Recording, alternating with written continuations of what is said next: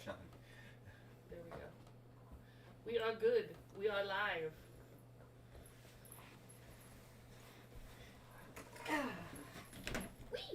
You sure? Because it still has the By the Dice logo on the screen on mine.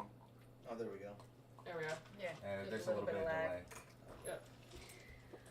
Hello. Welcome back, everybody, to By the Dice.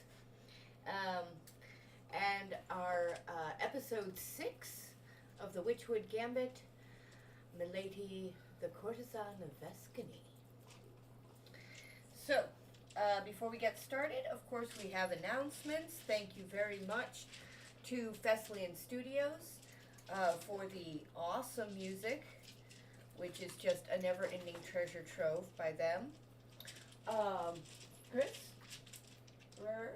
Yeah, just a shout out to my boss, Chad at Rare Earth and Rare Earth Dispensary in Eugene. Their address is 2880 Elmira Road. We get all of our old Toby from them. Quality product at a really good price. If you guys get a chance to hit up Eugene, check us out. We have a description for their weed maps in the link. Yes, and another shout out to my gorgeous wife, Kayla, who runs Reptiles, a reptile rescue and rehoming service, for a continuous sponsorship of paper and ink. Turns out to be something we need all the time. Yes. Anything else? Shout out to Denver for making tonight's meal. Yes! To Denver! I made soup. Love it. Perfect. Good soup. And There's something just so like a the good soup on audience game night, knows, right? you might hear a little bit of bone chewing in the background. My new puppy is here, and she is very well entertained right now with her new bone. And we are going to teach her how to be a good gaming dog, so we're just going to let her do her thing.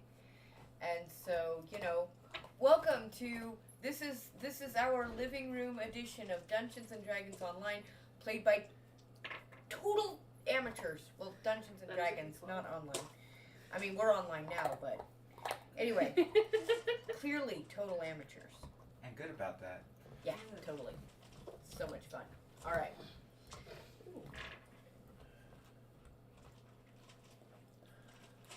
All right, so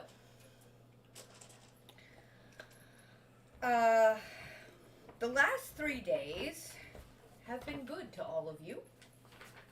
Oh, good. No more mysterious notes on the door. Thank God. Instead, there's been no signs of trouble at all. Once the magics of the whimsical Twiggles had worn off, everything was returned to its natural state, except, of course, the teddy bear, who remains as is, and your Twiggle friend, Maple. That is her name. Maple. Maple.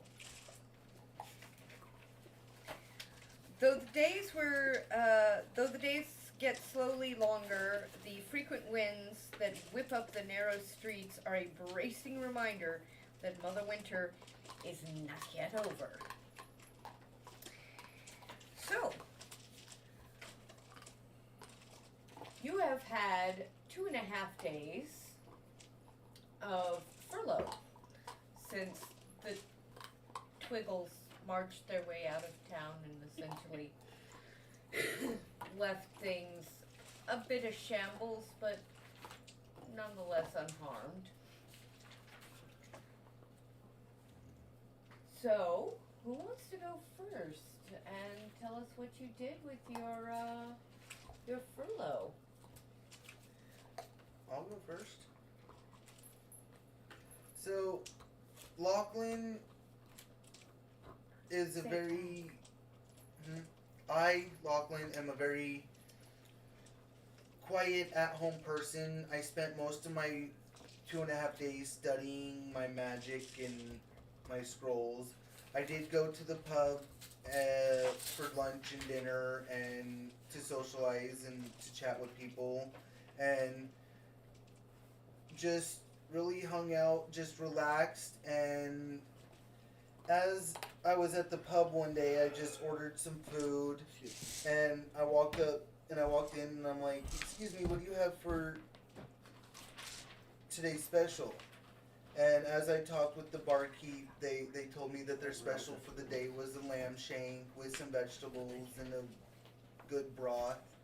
Nice. And so I ordered that with some grog and had myself some lunch on the second day. Got myself a new animal over the few days. What did you get? I got a companion animal. I tried to get like a little dog. A little dog? What kind of dog? Just a Boston Terrier, Red Heeler type dog. Just a little. Those are very different dogs. That's what she is. Oh! That's what she is. She's a Boston Terrier, Red Heeler. Oh my goodness. Okay, that explains so much. Yeah, that's what she is. So that's why I chose that. Including the well-behaved What part. about your squirrel, right? What? Your squirrel. And I got my squirrel still. My pet squirrel. Okay. Okay. And kind of just working on my pet family. And just enjoying my time off and bonding with my animals. And they go with me everywhere. They went with me to the pub, and I take them for walks and around town. Everybody loves them, and just enjoy my time off and chat with some of the townspeople about what. Very happy-go-lucky. Yeah, Sort of. Okay. just a very happy-go-lucky, just relaxing couple of days. You know, studying my magic and getting my animals and taking care of them, and not too much, and that was really about all I did. And so yeah, that was just about it. It was just a very nice relaxing couple of days studying my magic and spending time with my animals. Well, thank you. That was awesome. I would like to go next. Oh. I have to go ahead and allow, for narrative purposes, we have to allow Kenny to go next. Okay. Kenny, tell us about your furlough. Well, Maple and I hung out with one of my paramours, Shira, who is one of the seamstresses. Maple did some of the beautiful, wonderful golden artwork of frost and some sunflowers and leaves on various pieces of Shira's works. A couple corsets, but mostly just like clothing, like ends. And then Oh, like sleeve embroidery and stuff like that. sleeve Nice. embroidery, and then some pant leg embroidery. Nice. And some outer petticoats. Just simple stuff that can be used for other things. For anyone who is wondering to have more information about Shira, she has red hair and is fair skin and of well-bosomed, and comes from a long line of seamstress regardless of gender. And both her father and her mother's father are military engineers, so that's how she learned the tinkering that she's able to do to produce some of the works that she produces for me, like my corsets that are able to have multifunctional buttons. Says the rook. And so we spent most of that time together. I did check in with one of my paramours in the Queen's servantry and spent like a couple hours with them, which was very nice. And then I used some of my pay to restock my mead and whiskey collection, and I Nice. bought some new books for my book nook in my room. Okay. About how much did you spend? And I meant to ask you that question too. About how much did you spend? over the course of the 3 days? Go ahead and calculate that up, whatever you think is fair, honestly, and deduct it from your available gold. Yeah, I'd say no more than 50 to maybe. Now it sounds like you spent quite a bit more, so how much did you spend? Including giving money to Shira, I spent 150 gold. Spent 150 gold? Okay. I took her to dinner too. So. Okay. Okay. Wined and dined and had a lot of fun. I get it. Dude. Only the best Chardonnay. Shira prefers meat. Meat, of course. Well, she is an artiste after all.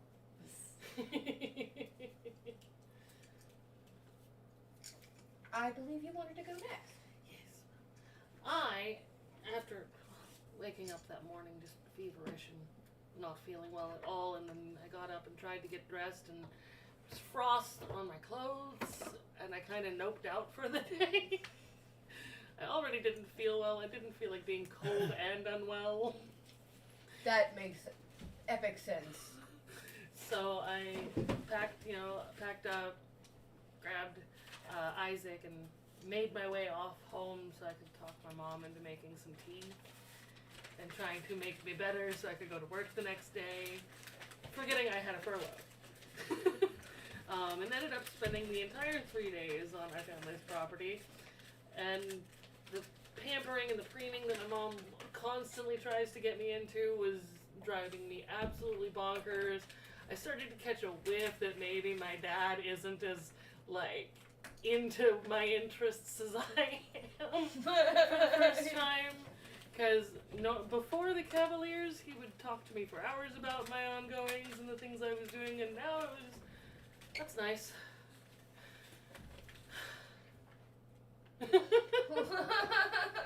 Because I was trying to talk to him, and I would just go on and on and on, because my dad and I have always been that kind of close.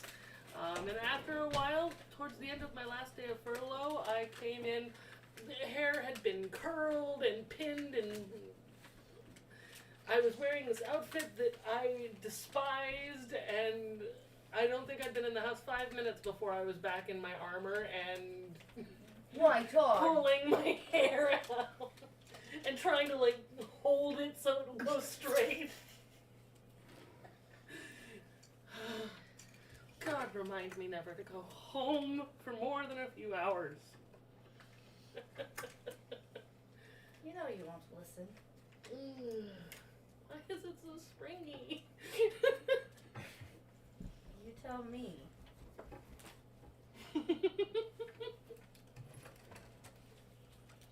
Who would like to go next? We have. That's 2 out of Wait. 3. Okay. There's somebody missing from this equation. Well, he's like, I wasn't volunteering. Florian's like, no, I'll go last. Yeah. Okay. Okay. Wait, best 2 out of 3. 2 out of Right? 3, okay. 1, 2, 3. Okay. 1, 2, 3. Wait, did you do paper or scissors the first time? She did scissors twice. Yeah, I did. Actually, it went got rock. And he did rock twice, and we tied with paper. Yeah. And I lost with scissors twice. Yeah. Okay. So I'm going next, apparently. Yeah. Alright. So I say goodbye to the Twiggles, and after the mayhem, I'm thinking to myself about how the hell am I going to explain this goddamn mess. I return to the pub, and I continue to intoxicate myself. I sit alone at the end of the bar, and I try to maintain a low profile as I dwell on thoughts of survivor's guilt. Several other of the members from the cavalry end up finding me and recognizing me. They were from the year before, and they graduated with me. And they want to know what happened, so we talk about it, and they end up asking from across the other side of the bar, so everyone's looking, and I'm a little bit of a showboat, so I decided that I stand up and take a long guzzle from my mug and begin to recollect the adventure with glorious gusto. I even end up holding my sword out for a little bit of show, and my tail is swishing and curling nervously. On my second day of my furlough, I wake up groggily early in the morning, about 7:30, 8 o'clock. I slept in a little bit. Had a little bit of foggy memory from last night and yesterday's excitement. I stretch and look around my room. It's exactly as I remembered. So I throw open the emerald curtains and I see my Bloodhawk pillow sitting there, sitting on the window seat. My books still organized by the events and the wars on the beautiful built-in bookshelf. All my jousting and tournament trophies are hung with love and pride on the walls, surrounded by ivies and ferns. My chest of belongings from the orphanage was packed how I left it, and returned to the foot of my four-post bed. My mannequin holding my armor for the tournament is polished to perfection as I stare at my reflection in the breastplate. And even my closet storing my various uniforms is seemingly untouched since I went on that mission over a year ago. My eyes close and I inhale sharply as I scan the room for my altar dedicated to Tyr, a green mossy stone adorned with runes and carved upon the sides. All my holy emblems and symbols resting upon where I placed them with no dust. I ignite the sacred herb and meditate, praying, thanking Tyr for over an hour before I don my boots and chainmail, sling my longsword and heavy warhammer over my back, making sure my green tunic and gold cuffs embossed with my rank of the Knights Tyr's Templar for the Lost Children is wrinkle-free before I head out for the temple for the day.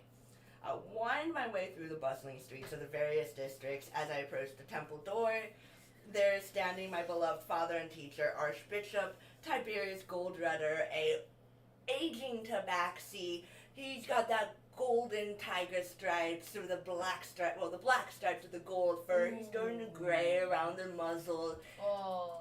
And he's standing there as if he knew I was coming. He says, "Welcome home, Glory. How was your mission?" We walk through the snowy frosted gardens as I mournfully recount my journey. And as we're walking, several bishops were training a group of young priests and other novice clerics. I recognized the gnome immediately. He smashed my horn off during the tournament where he used channel divinity and he struck me with his hammer. My jaw still hurts sometimes as I rub my face remembering that match. Never have I ever spit so much blood. The other bishop was my best friend. We were both orphans, but she got adopted by a merchant family. Her name was Chikala, and ordered a short rest for the trainees before coming over with Ulani. In comparison to my sorrowful tale with the Archbishop, and because other students were watching, I had to show off again, and I told the story of the Witchwood with so much excitement. After the millionth retelling, I finally got my exercise in and got to run the obstacle course, and thinking to myself, one day I'll reach the level where I can train against a mechanical fire-breathing dragon's head. Sweaty, I take a late breakfast near 11 a.m. in the mess hall with the other orphans. It was a simple porridge with a lumpy biscuit and butter. And a group of other entry-level clerics asked me to show some pointers before I left for the evening. And at that time, I bid farewell to Tiberius and the others, and I decided to go drown my sorrows and my woes at the local pub. I got fucked up. I was super intoxicated. I end up stumbling home really late in the evening. I thought I was quiet, I swear, guys. I might have accidentally woke you up, and I'm sorry, but I came in fucking like a wrecking ball. Actually, everybody needs to roll a sleep check. Yeah, that's a thing I do now. I wasn't there. Okay, you do not have to roll a sleep check. Oh no. Is this just a straight 20? Please put this in jail. Yes, it's a straight 20. It does assume that you made it home last night. I rolled a natural one. Yeah. Oh, you made it home, and you absolutely woke up when she came crashing through the door, stumbled over the hallway table, knocked over a lamp. This was the end of day 2, beginning of day 3, so you weren't home. You weren't back yet. Yeah, you weren't at HQ. This is day 2? Yeah, this is day End 2. of day 2, beginning of day 3. Okay. Yep. Okay, never mind. Nobody has to roll yet. I'm sorry. My apologies. Alright. Wow, you're only on day 2? Now I'm on day 3 now. On the Okay. morning of day 3, I awaken at 6 a.m., stretch, wash my face, get dressed in my black trousers and my black tunic with the green embroidery. I apply my makeup, a thick black eyeliner with cherry lipstick as I go meditate. Before I go downstairs, I polish my armor and eat a very heavy, high-calorie breakfast. I depart for a quick run, and I race through the obstacle course. I drink my lunch and return to headquarters before sundown, so I can be ready for duty. I take a dinner with lamb kebab and onions and potatoes and chicken livers in my room as I pore over books and my fragment of a map from the gate. With the map piece in my hand, I plop into my leather armchair and sip on my crystal glass of brandy. The decanter matching cup rested upon the tray atop the altar fireplace, engraved with holy prayers of tear. I puff on the sacred herb as I think to myself, this isn't right. End of day 3. First of all, Cutscene. nailed it! Cutscene. That's, oh my god, thank you. That was fucking brilliant, beautiful. I love the descriptions. That was entertaining as hell. If not long-winded, also. Sorry, I tried. Okay, no, I fucking loved it. But there was things I that I didn't loved get to every minute describe of that. in previous games that I had to describe. No, and those totally. details You made had it a longer. lot of fucking catch-up to do, and you managed, like, to put different descriptions onto each different day in such a way that, like, we got this very well-rounded, clear picture. That was fucking brilliant. Thank you. And I believe that leaves it to brings me. us to you, Darby.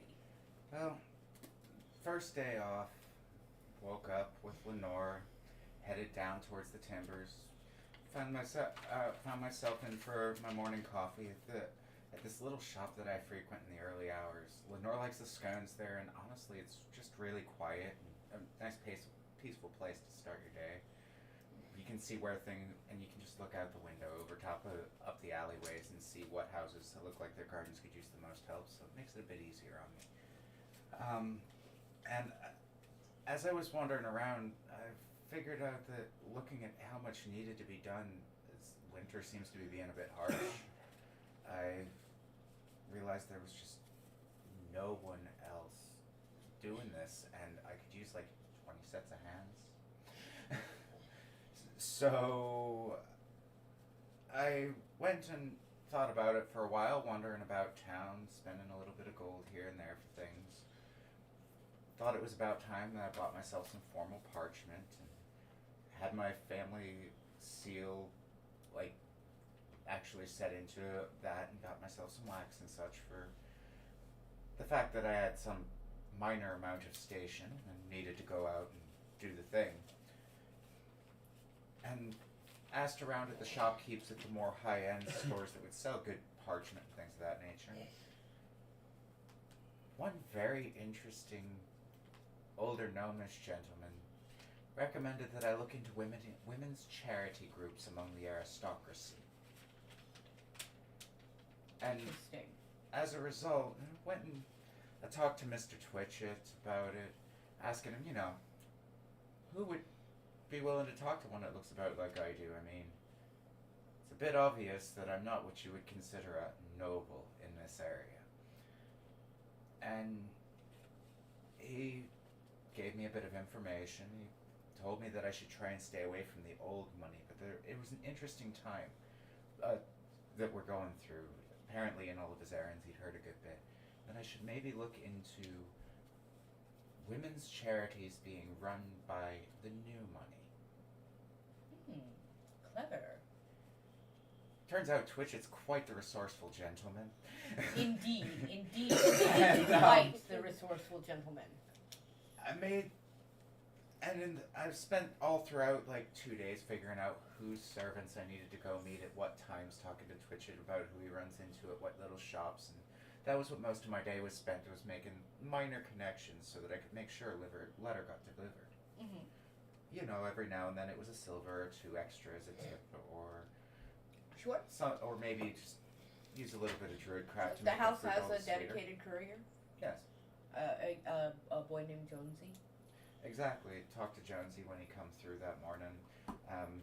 Oh, you would just, to be clear, you were correct. You would just hand the missive to Mr. Twitchett to give to Jonesy. I would have actually asked Mr. Twitchett if he could arrange for me to sit down and have a beer with Jonesy one evening. Oh, you want to have a beer with Jonesy? And At some point during your furlough. yes. Okay. He seems like a nice young chap, halfling boy. 16, 17 years old. Find bright. out. Bright. You can tell he's clever, quick of wit. I go over the list of names of the new money that Twitch had given me with them. So, how many of these do you know when to catch them? Oh. Well, my lord, all of these ladies are from the avenues. I'm only assigned to Candleton. I never go to the avenues unless I absolutely must, and tell you the truth, I get lost almost every time. Well, tell you what. Talk to your boss. How much does he normally pay you a day? 3 silver. Alright, here's 2 gold. Give him your 3 silver for the day, and you go find out what you can and get to know the avenues. What do you want me looking for? This list of ladies, I need to know which couriers would when to catch them at home, so that I can have you deliver invitation to them. Or when their charitable organization meets. In the afternoons, I understand. I believe it's for when they take their tea. Right away, sir. Alright. And send him off on day 2 to get all that done, so that on day 3, when he comes back, and I'd assume that this is where we're picking up, is the afternoon thereof. No, the session post your descriptions will actually start on the morning of the 4th day, which is the day your furlough ends.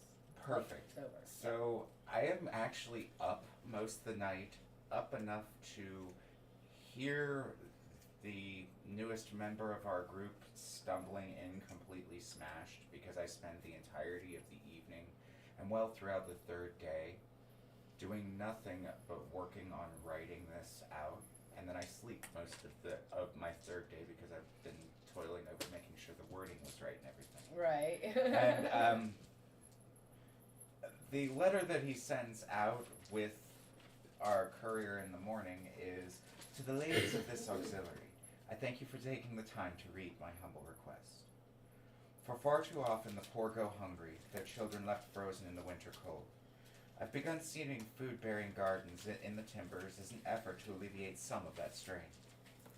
But there is far too much work for one druid to do on his own, and I would kindly request your aid in this as a way to both beautify the timbers and feed the poor for the long term. Sincerely, Mr. Darby Crossfield, Esquire of the Cavaliers." Un momento.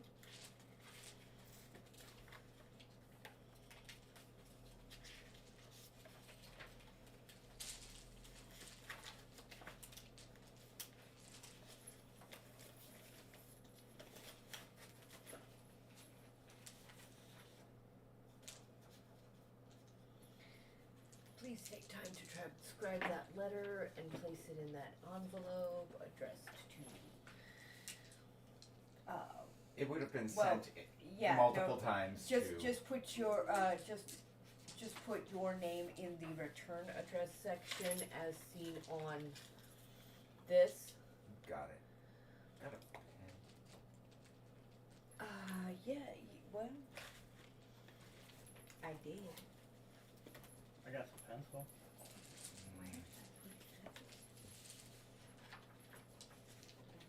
I had one. I've just realized that Carrie carries almost comically small parchment. I can use the old-fashioned one if need be.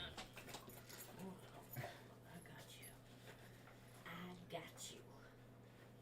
I just don't want the pencil to smudge off over time. That's all. No. It.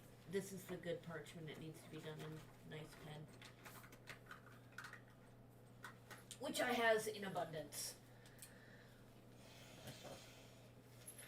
I do want that back though. Okay. I go through those at a ridiculous rate. Okay. You don't have to do that right now. Yes, I do. Okay. And that brings us to you. Yoo-hoo! Yoo-hoo!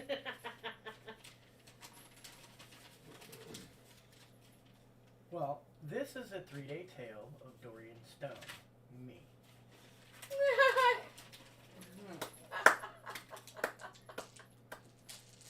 On the first day, I woke up to a beautiful sunrise, roughly about 5:30, 6 o'clock in the morning. I started with my morning routines, a little bit of exercise, going to the market, went out and got a few materials, such as, springs, gears, micro sprockets, a few glass bottles, maybe a few glass vials. It all depended on what I was trying to think of to invent that day. Or, a few random future supplies, some small scraps of metal, random pins, needles, things of that line, little intricate parts that I could use for some of my more... Did you also pick up tailoring supplies for your little outfits while you were Oh out yeah, I always pick up tailoring supplies. I always usually carry around a thieves kit as well as tailoring and tinker kit. So you went ahead and stocked up Oh on new yeah, threads. I stocked up on everything that I needed. Yeah. I'm shopping. Okay. So, By the way, everybody needs to calculate how much they spent on their furlough and remove it from their. Already did. Okay. already done. Cool. Thank you. Anyway, I also got some glue. I was running low on glue, so I went ahead and picked some glues up. They had different variations of glue, some that dry faster than others, some that hold better materials than others. So I went through and I chose the glues that I would need and went ahead and added those to my list. After the market, I went back to my room and I started working on projects. I went over to the chest at the foot of my bed that usually has all my fabrics in it, and I started pulling out, pieces of fabric, some cords of fabric, little random odds and ends, different types of outfits that I had already started working on but hadn't quite finished yet, and I start pulling them out and I'm setting them beside me. Meanwhile, I'm trying to keep quiet because Skeeter hasn't woken up yet. So I don't want to wake Skeeter up. So I'm going through this chest and I start pulling out the different things and I sit them down beside me. And I remember that I have a hidden compartment in the bottom half of my chest. So I pull all these things out and I open up the hidden compartment and I find a multitude of different blueprints. My more sensitive blueprints that I really don't want anybody to find because I haven't quite perfected these inventions yet. Also, they aren't my standard inventions, which, my standard inventions are like little ducks that are mechanical or cuckoo clocks, pocket watches. Right. Things that are, I can make into miniatures that I can use specifically for my outfits that I create for all my animals. I'm sorry, did you just describe robotics? Similar to robotics. Yeah. Not complete robotics. I'm talking about basic mechanicals. Okay. Basic mechanics. A few, sprigs and sprockets here and there that I can use to make random pieces. If I wanted to create. Okay, like a so little tools to make your tools. Tools to make my tools. So, after I pull out these plans and everything, I take and I pull those out and I put them in my satchel and I start taking and putting everything back into the chest and I close my chest up. I start, hang on. Knowing that Skeeter, my automated teddy bear, would wake up soon, I decided to pull a few out before Skeeter knew of my hiding spot. I then proceeded to place the fabric back in the chest and close its lid. I then walked to my workbench and I started getting to work on perfecting inventions. Around this time, Skeeter woke up and started helping me with some of my inventions. By helping, I mean trying to distract me from my work and trying to convince me to go outside to explore. Skeeter is an automated teddy bear who's Let essentially- me tell you about Skeeter. Skeeter responds to all of your subconscious inner child desires at all times. He was never asleep. He saw exactly where all your shit was. He was only pretending to be asleep because that's what you needed him to be. And now that you thought, I'll have him help me with my inventions, now he's just your inner child running amok. Be aware of that about Skeeter.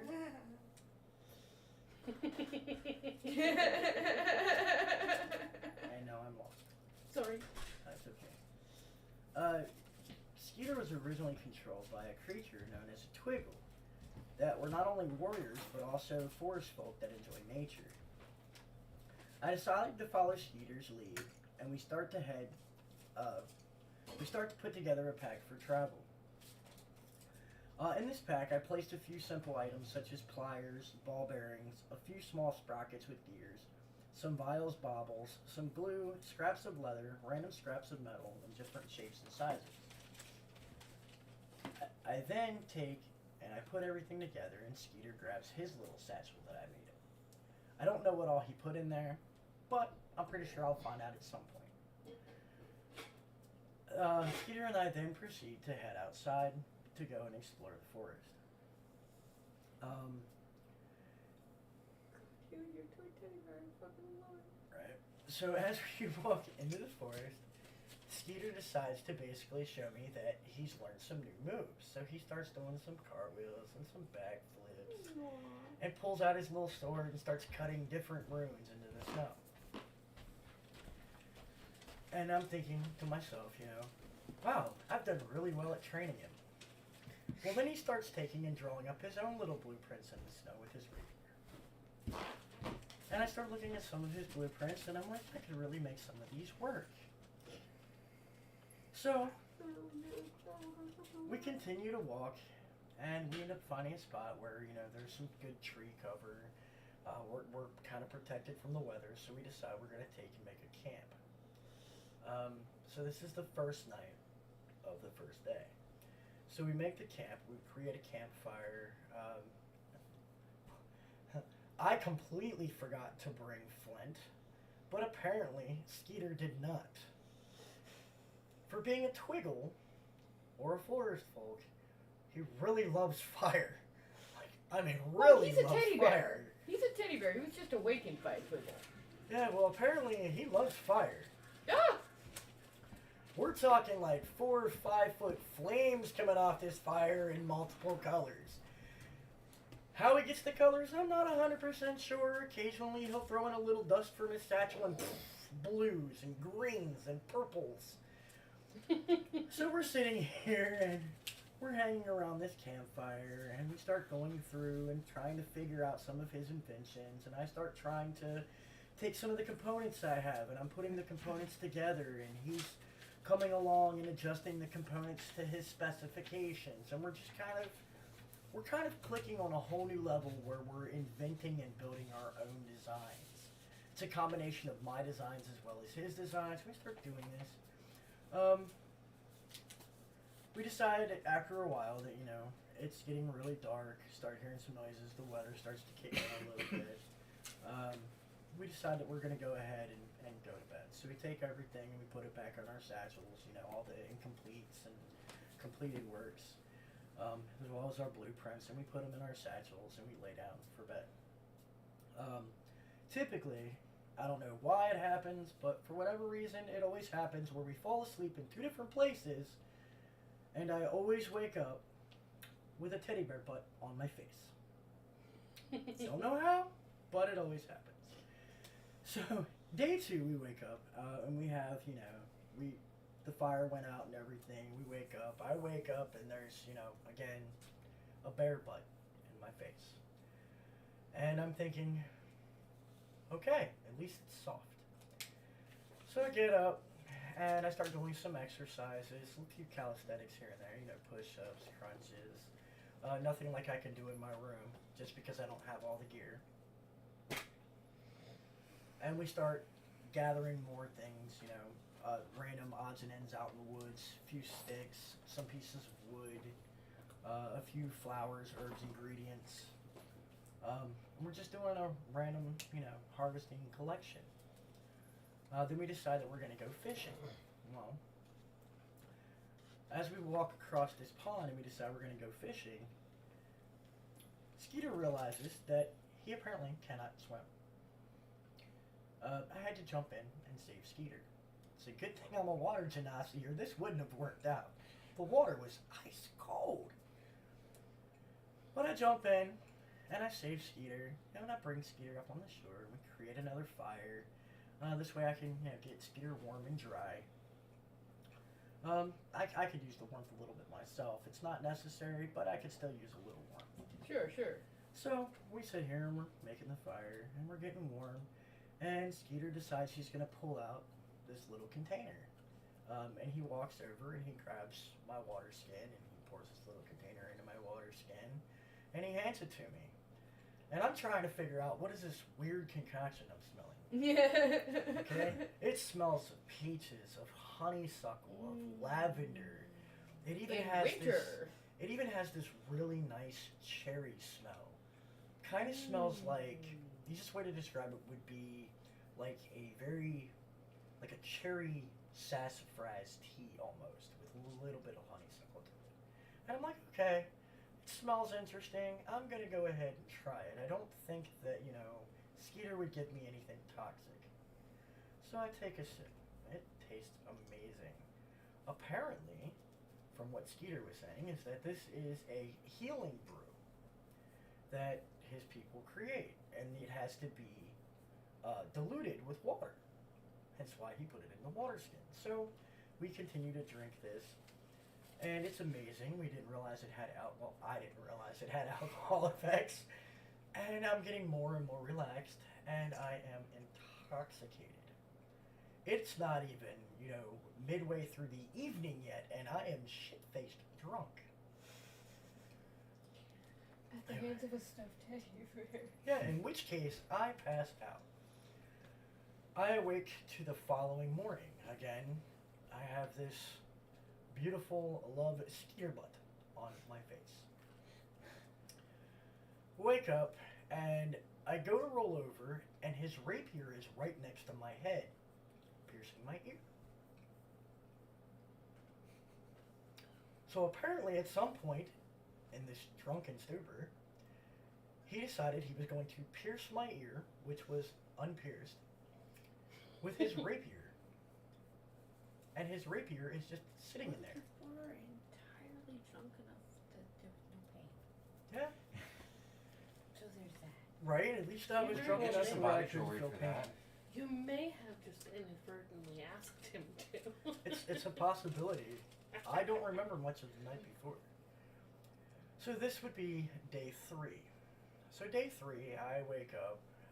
I am feeling really good, like really positive, but at the same time, my ear is throbbing. And I realize that there's a rapier in my ear. And I look over at Skeeter and I'm like, did you do this? And he just kind of, looks away.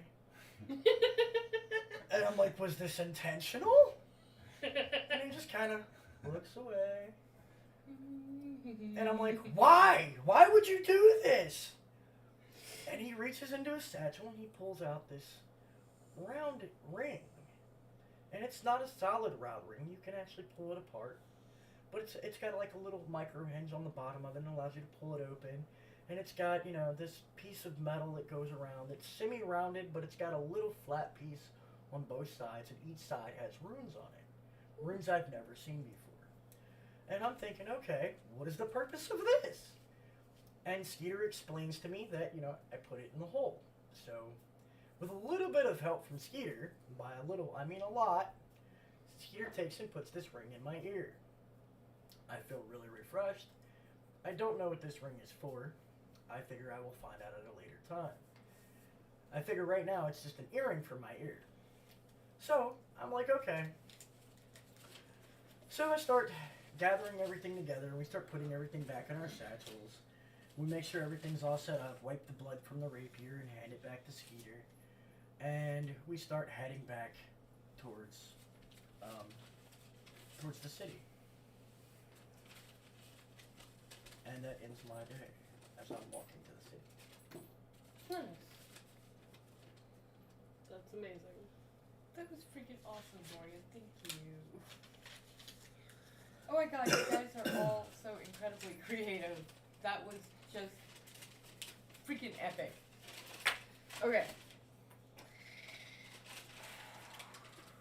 It is the morning of the 4th day.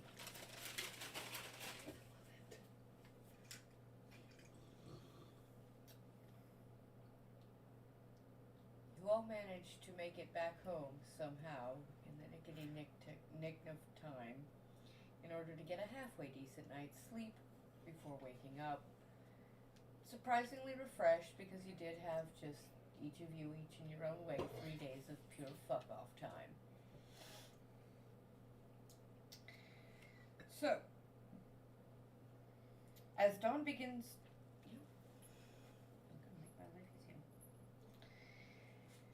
As dawn begins to break, you wake to the sounds of the early morning birds as they sing to each other. By now, everyone has settled into a routine here at the manor. Darby and Lenore return from their morning of gardening, as each of you arrives at the breakfast table. That's what it was. The tea and coffee are hot, the biscuits are piping, the eggs are salted and deliciously... Wait. Biscuits are seasoned deliciously. And each of you is gathered at the breakfast table, properly donned in your uniforms, as has become your custom when you do manage to make it home. It's kind of becoming the routine. You've noticed the maids have breakfast on the table right around 8 a.m. Shortly after you walk back through the door. It gives you enough time to change into your uniform. By then the curtains are open, the house has been dusted, there's new flowers in the hall and so on and so forth. Around 8 a.m. every morning you guys gather at the breakfast table and, chit-chat about where you've been, what you've been up to, and, of course, what's been going on, what's been plotting. So, I've also left space in this session, as I will at the beginning of most sessions, for you guys to converse around the breakfast table and see where you're at with what you got. Does anybody know how to get curls out of hair? Yes, sister. Of course I do. Maureen is... It creates unnecessary lumps in my helmet. Mm-hmm. And I'm literally Why do you just think holding I my braid hair it all the straight. time? Water does wonders, from what I understand. I go back to my room and I bring out a hair straightener and set it in the coals of the fire. Hot iron that stuff. That is the traditional method of making hair not do that. Watch the curls go up and down like that. Ba-doing. So who did you piss off? Mother, right? I made the mistake of spending more than 30 minutes in my mother's presence. And why did you do this? Because I was sick. I needed help. So you went to somebody who was going to cause you large levels of emotional masochism.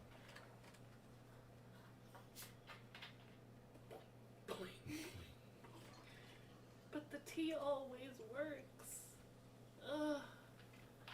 You know we could brew you tea here, right? I know her tea works.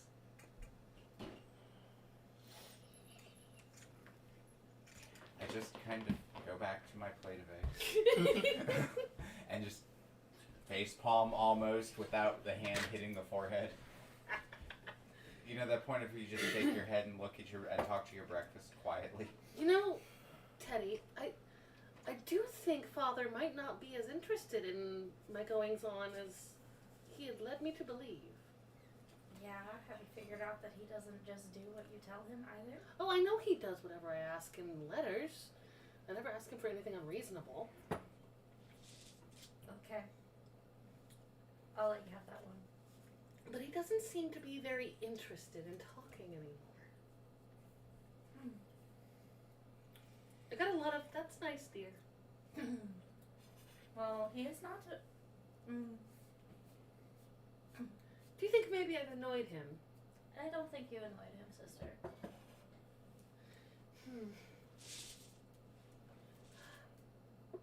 Very curious. Gotta ask. Was that on purpose? Looking at your earring. No, it was not on purpose. Did we? Well, according to Skeeter. Is that up to? Does anybody know what the uniform regulations are on earrings?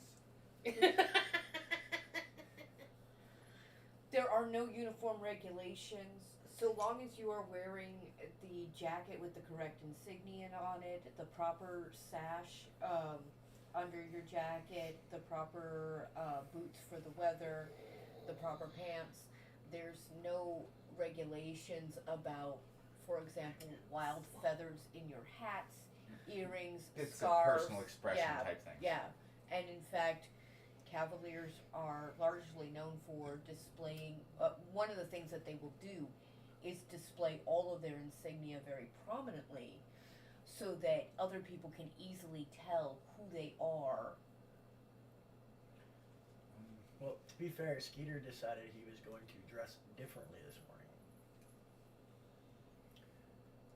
And by differently, I mean Skeeter is currently wearing a black cloak with a purple half mask because he decided he wants to be a, how do you put it, a true rogue.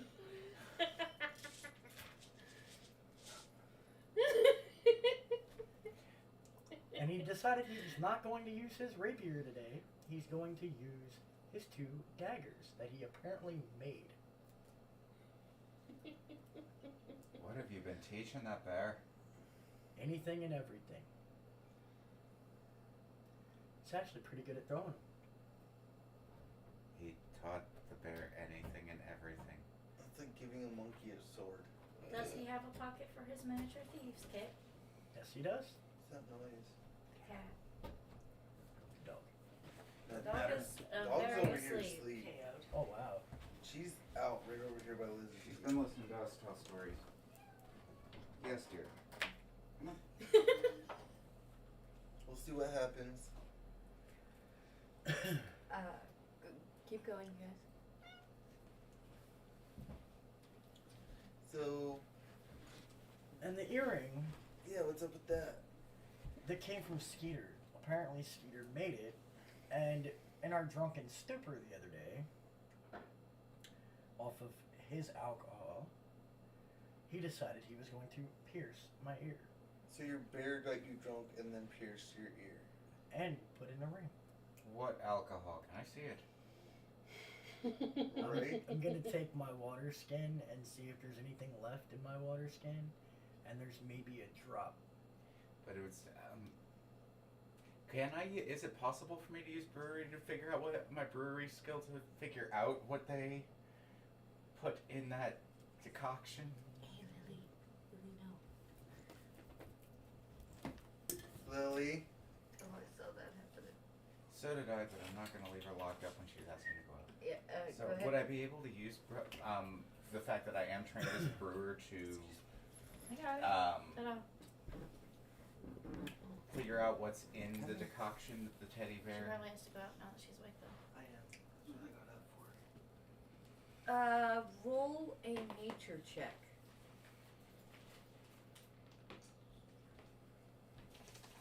This page.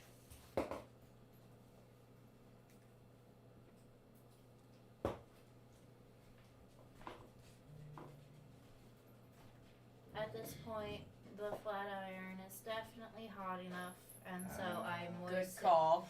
So 22? I start straightening Yeah, you can Harry's tell it's in hair. I'd probably be better off just cutting it off, wouldn't I?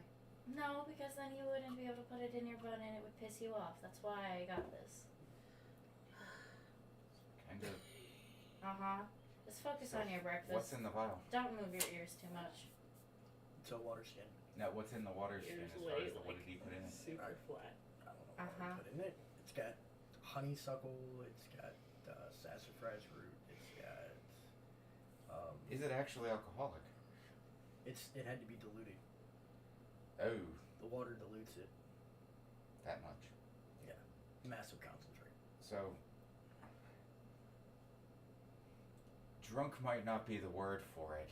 And, hands back the bottle. Some of those herbs, that's a little bit more than drunk. Made me feel good. It works. Well, it'll do that. So what about you? How was your weekend?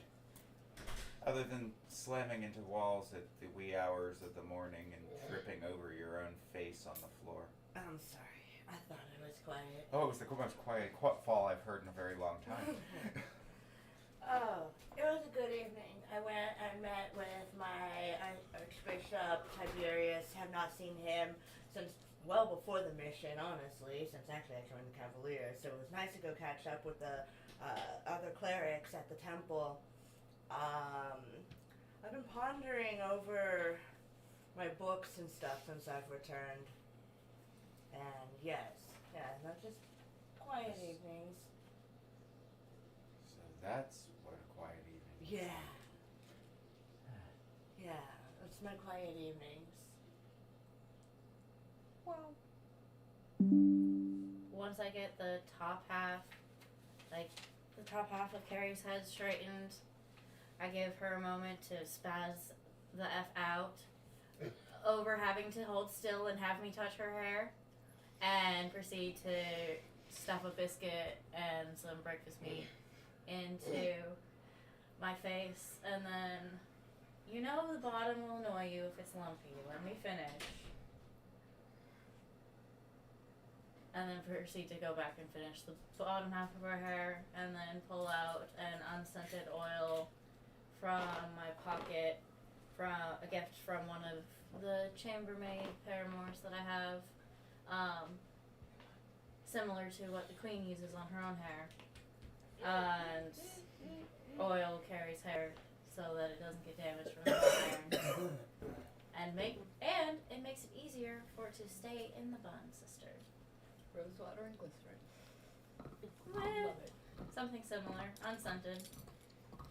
I'm furiously smoothing back my hair into this bun, twist it so it doesn't make a messy bun. It's a nice, quick, pull it up and then fold the strands down so it's got this domed bun appearance. Yeah. It is straight as a pin. And for the first time, I do pull one of my forelocks out. Oh, And leave it just kind of hanging to the side over my ear. Clearly haven't decided if I like it that way, but it is a subtle change. Right, okay.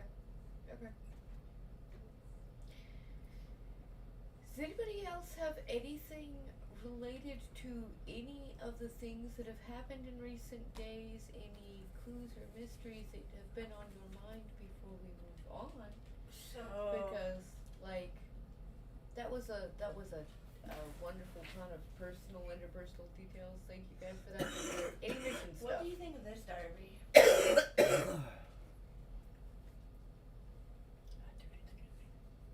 That came back with me from the Witchwood. Part of a drawing of a cow? May I? Sure, absolutely. Part of a drawing of a cow. It looks like a map. I was gonna say. Oh, the it same is thing. absolutely part of the map. It came back with me from Witchwood as part of the map fragment. I'm not quite sure. Being in stasis for so long, some of my memory's not all there. So I don't quite know what's up with that map, but I decided since we're all working together, we might as well have no secrets. I mean, Anybody that's else fair want by to me. look at the map? I looked at it when Okay. They did. Do you want to look at it, Zara? Teddy? Teddy? Yeah. Lily. Okay. Go ahead. That's what kept me up all last night in my chambers as I was going over my books, is trying to figure out Lily. what this map means, where it comes from, what it's attached to. Obviously, it's part of the Witchwood.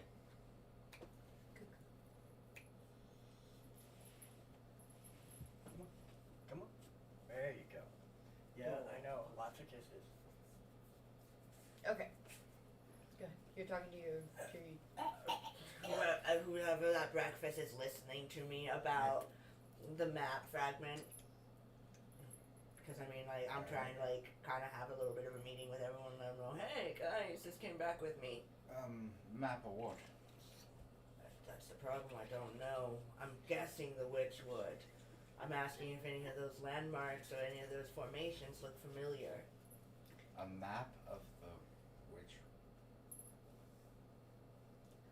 To you guys' knowledge, there is no such thing as a map of any part of the Witchwood, and hasn't been for hundreds and hundreds of years. If one ever existed at all, it was myth ages ago. You might want to put that someplace real safe. Yeah, you might have gotten part of your mission done now. I tuck it into the inside of my hat.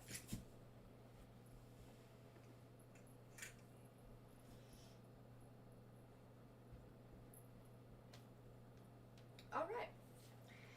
About this time, you hear a The queen seems to be more stressed than usual.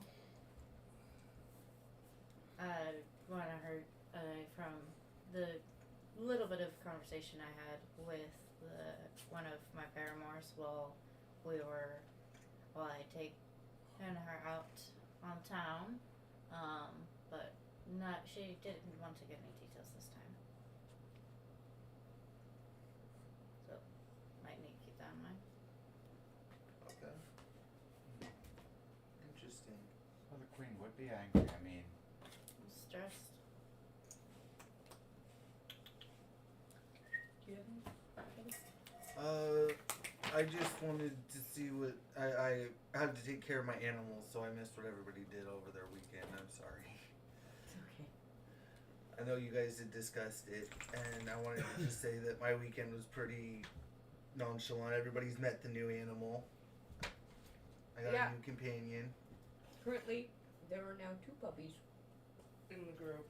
Yep. in the group, and they are chasing each other about the breakfast table quite distractingly while you guys are having your normal morning, almost business meeting.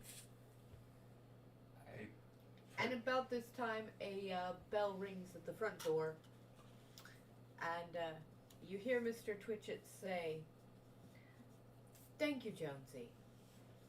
And you're welcome, Mr. Twitchett.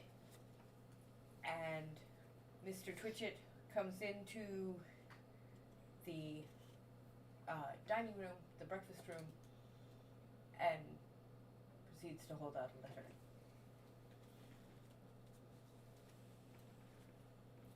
Witchwood Cavaliers. The Academy of Academy wants us? The Academy sent a letter. We were in trouble. Yep. Cavaliers, it is of the utmost importance to the security of the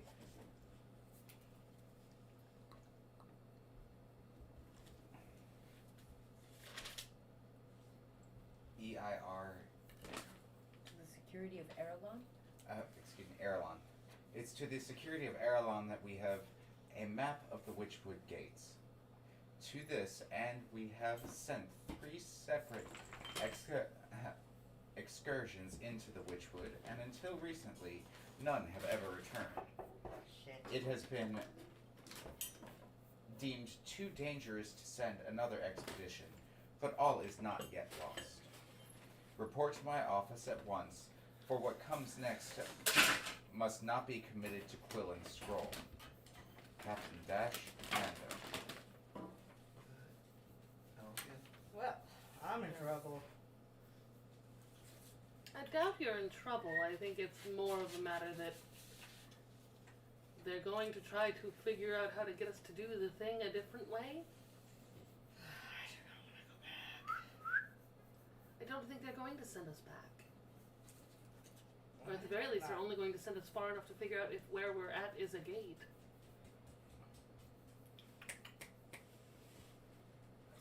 They're going to tell us exactly what to do, and if we're smart, we're going to do it.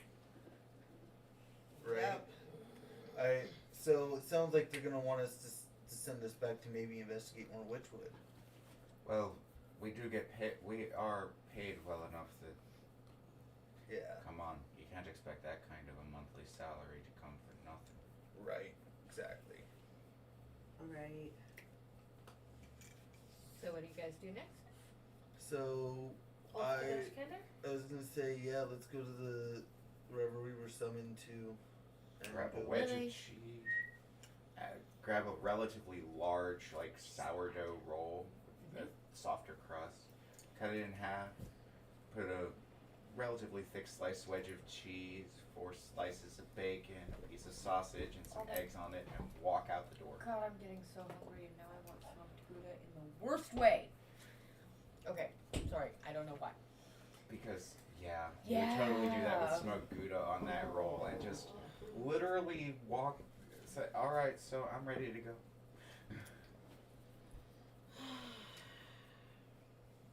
Anyone else? I'm kind of take some of the scrap food that we had left over from breakfast, kind of make like a little homemade ration. Oh yeah, you just pack your lunch basically. Yeah, kind of just pack a little lunch just to get me through the day until we can get somewhere and buy more food. So that's what I do when I'm ready to go. Stuff a mouthful of bacon, throw my cloak on, and stomp out the door.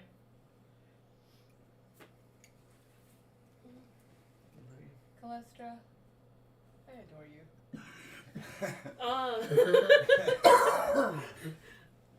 No.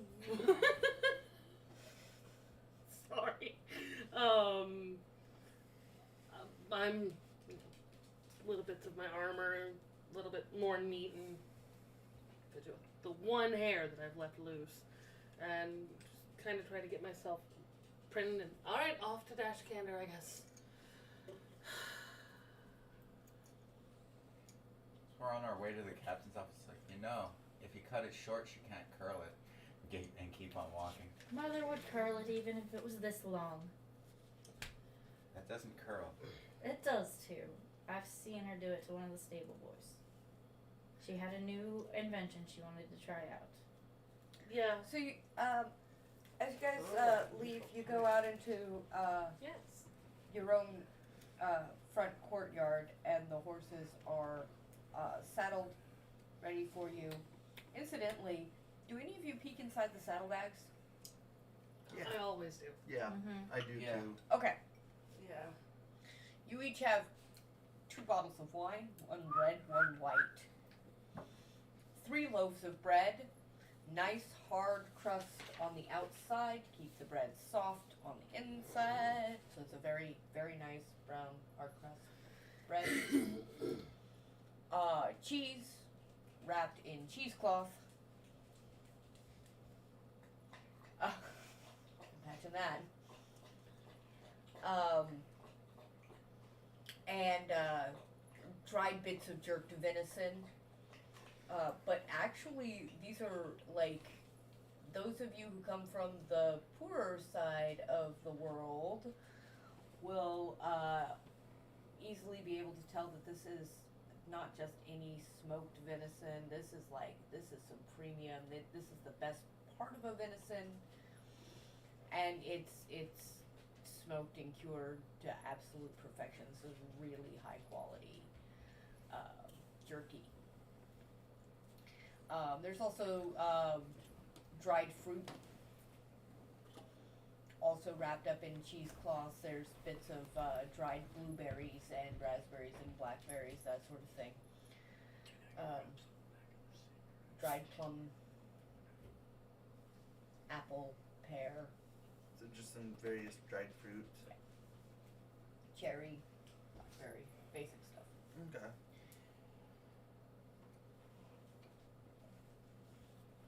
There's also in each of your saddlebags parchment, pen, ink, a spyglass. Make sure you're adding these things to your inventory because you have them.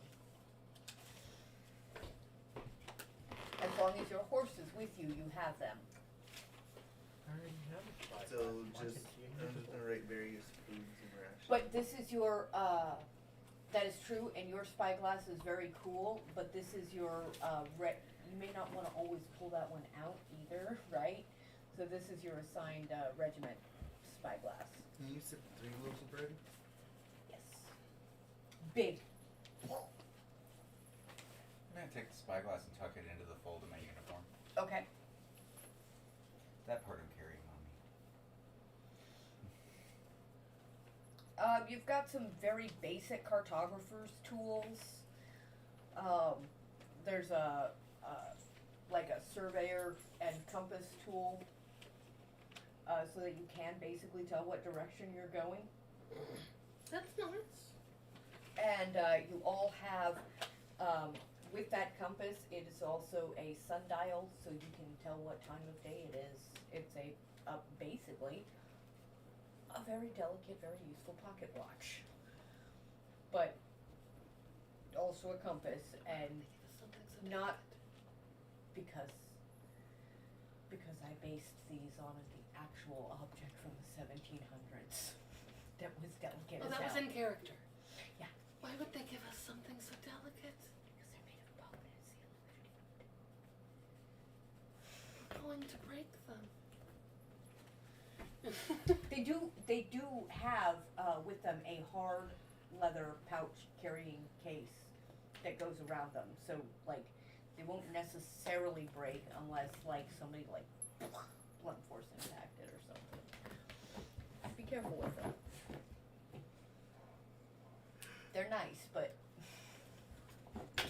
you're not wrong. They're breakable. Just by Look at this virtue of thing. what happens to us lately. Is there anything else that any of you would request in your saddlebags in addition to those things? And we have our weapons and stuff with us, with our uniform and everything, I'm guessing. Yeah, you're in your full uniforms. You've got all your weapons and stuff on you. The only thing you guys need to leave behind at this point is your various companions. All of them, No. Including No. the bear? including the bear. However, not Lenore, who is under nobody's command. You Yeah, heard me. I can't tell her no, she's not gonna listen. I No, said. and I run Lenore. So, Okay. So, yeah, about 20 glass vials, empty. calm. You want empty glass vials. And a couple of empty pouches to put herbs in. Empty pouches, empty glass vials, a little carrying case for them. Yeah. Okay, great. Make sure to add that to your inventory. Anybody else want anything special in their saddlebags for them?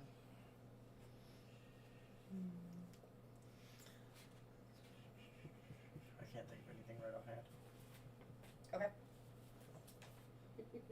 And so we got the spyglass, and then what else was there on that list besides the You have very basic cartographer's tools. The tool for surveying. Yeah. There's and a compass along with the clock to tell what time of day it is.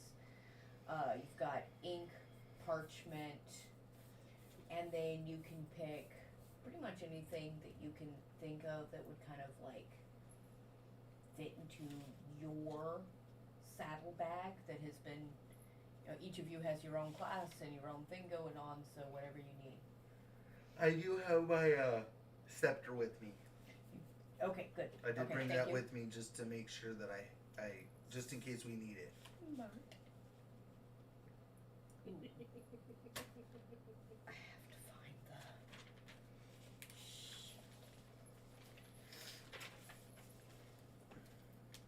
Oh, I hope I did not leave its specifications with the other Shira's stuff. brother made me a What are new you looking for? rogue's cowl. It's Specifications part on- scarf and part hood, and I put that in my saddlebag. I'm sorry, could you repeat that, honey? Yes. I'm so sorry. Shira's brother made me a rogue's cowl. So essentially, it's like a scarf, but it can act as a hood as well. Nice. Put that in my saddlebag. Cool. Okay. Is this what you're talking about? Yeah. Yeah. Also taking the Thank you so much. brewer's yeast from my brewer's supplies, like taking about a quarter pound of it, and have all the my herbalism kit with me. So I do have a plus I'll one bonus. patch you all up. Yeah, and the cowl, he managed to create a material that is both waterproof, wind resistant, and like it like absorbs light, so it doesn't reflect light. Nice. Okay.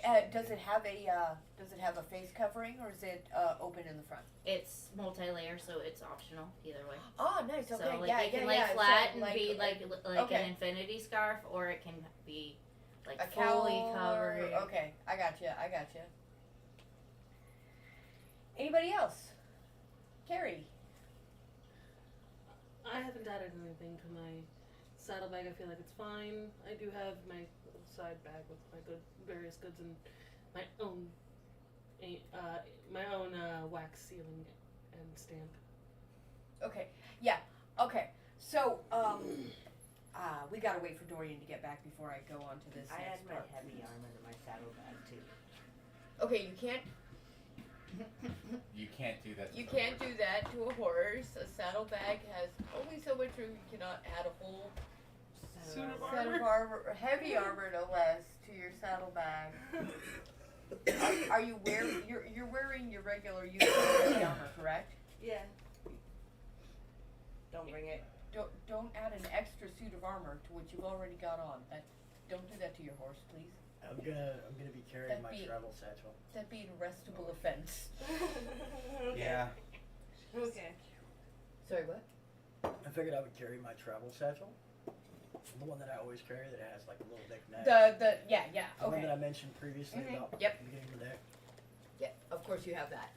Yeah, you can assume that everything that was already in your inventory is in your inventory, and that you're carrying all your various purses and bags and satchels and herb pouches or whatever I that did you would not always. bring all the brewer's supplies. I did bring about a quarter pound of yeast.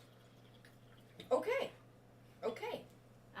When I go to put the cowl in my saddlebag, I discovered that they have left me several rations of dried fruit, and I find a piece of dried pear and offer it to my horse. Aww. Oh, did you do that? Okay. I'll always do that because when Carrie was little, she was the one actually shucking the stalls usually for both of us. But I would lure the horses out of their stalls, making it easier on her with various fruits, and that's how we had the habit of befriending the horses. Okay. What does your animal handling skill say it is?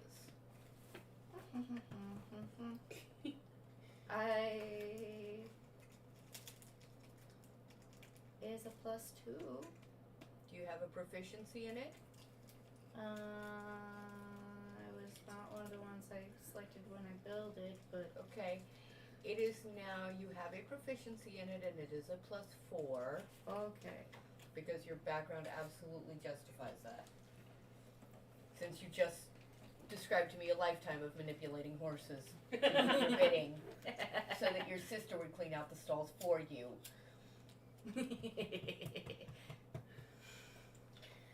I bow to your superior deviousness and cunning. Thank you. Okay, so having gone through your saddlebags and making absolutely certain that everything you have, that things are in order, you guys mount your horses and ride from the district of Candleton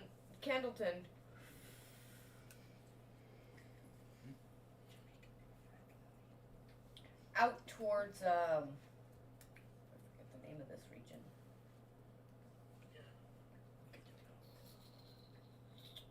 It's not by the avenues. Out towards the Magisterium. That's what we're going to call it, the Magisterium. That's what it is now. Which is where the Academy Les Cavaliers happens to be located, and where Dash Cander's office is. I finally came up with a name for the compound, which took way too long.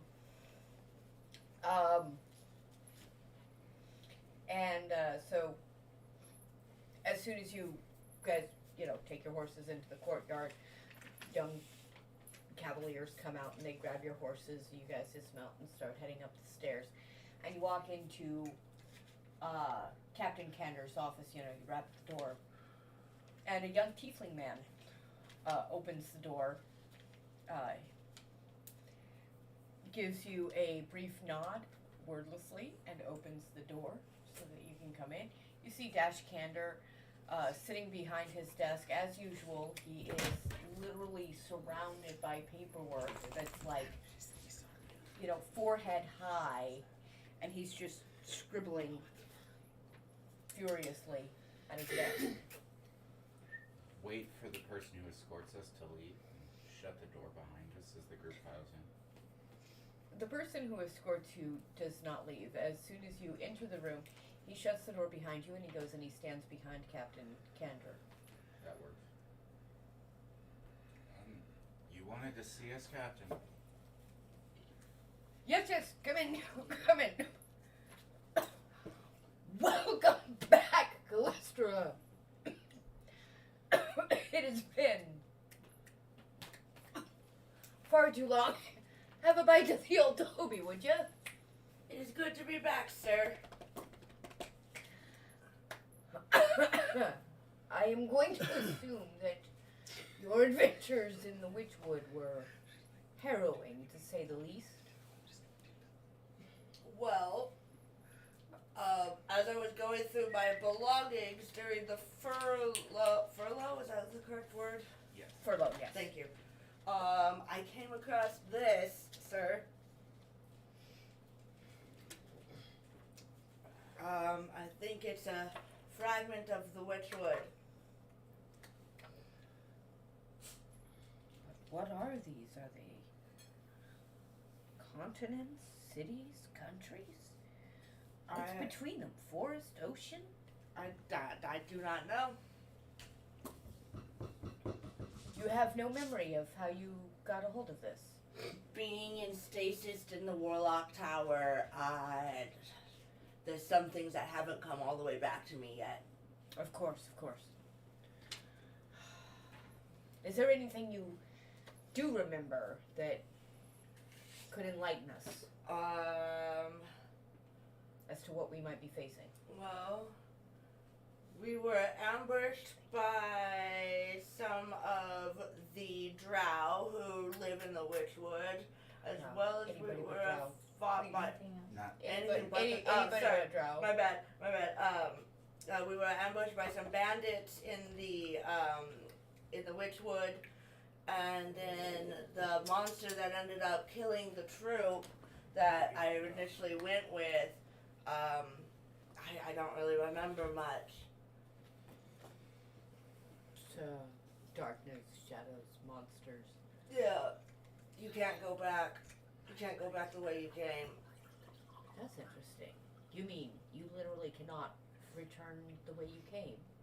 If you try to follow the same path back, you cannot go back through the wood to get back through the wood. So, like, if you say, oh shit, I need to turn around, you can't go back. Is perhaps the reports of Witchwood sickness are real? I barely understand you. However, I think we can set that aside. Does anyone else have anything to report? Any concerns? Something else they need to report to me? Well,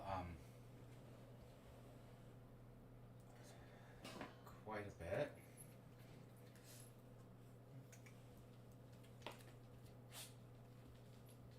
Good. There's the matter of. You have seen his new wand, right?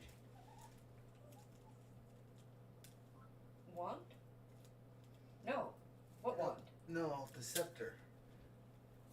And yeah, we showed him the scepter the day we The got. scepter thingy. Oh, yes, The yes. one that bites. Yes, yes. Yeah, we showed the Which, captain the scepter when we got back from the Warlock Tower. Sorry, I'm a little befuddled. I've been dealing with the ladies' auxiliary lately. Why? Gardens in the timbers. That sounds like a fearful thing to say. Anything else that I should just sit know back about? looking a little bit offended because that was kind of a racist thing to say. Lily. Dash Candor simply does not understand literally what you said or why you would say it. Mostly because he has never bothered to, he hasn't for decades bothered to look at the Is it Malcolm race that's or over there? personal life of any person She's who just serves on the under road. him She's up. because there are far too many to keep track of or count. You could have said anything and he would have reacted exactly the same way. That's fair. Because it didn't have the word spy in it, or map, or Witchwood. Well, for the record, I probably will be getting connections through the aristocracy, which could give us any leads there. We will probably She need will like all of the breakfast for the connections kids that we next. have with the aristocracy, although much of that can be achieved, of course, through the Olmus family. So, Lily, come here.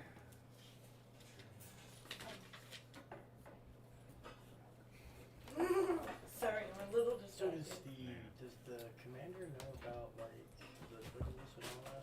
oh yeah, Okay, I remember. all of that was a Carrington big to Gale help. found out Did about she that, get yeah. there and then over Kind of again? surprised the commander didn't mention my new accessory. Which new accessory? The teddy bear. The earring. Oh, no, that again would be a personal detail that Dash Candor wouldn't, for 2 seconds, notice. Yeah. Yeah. Trying to keep it Yeah. away from here. Well, I trust you've had a pleasant furlough. As I mentioned in my note, the Crown has deemed all further expeditions into the Witchwood to map the gates far too dangerous to pursue further. But we are in a race against time. Dark forces are gathering, and it's obvious now with the theft of the Quill of Obscurity that powerful entity, at least one, intends to upset the balance between Eirelahn and the Witchwood, though to what purpose and end, I cannot say.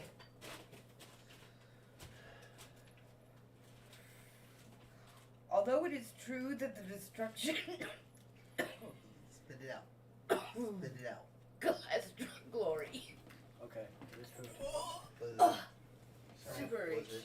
Yeah, it's just a piece of food with like an old cheap ball.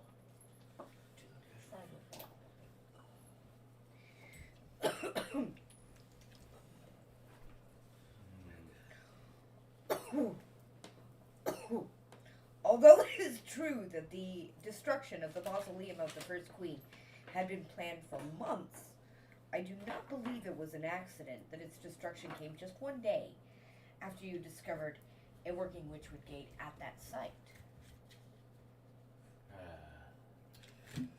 Finding and protecting these gates may well be the key to protecting the crown and perhaps all of Eirelahn.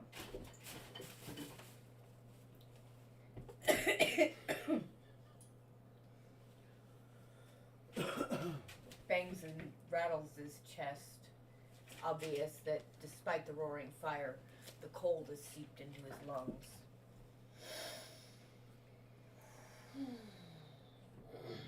It is now nearly certain that we are not the only interested faction. Who knows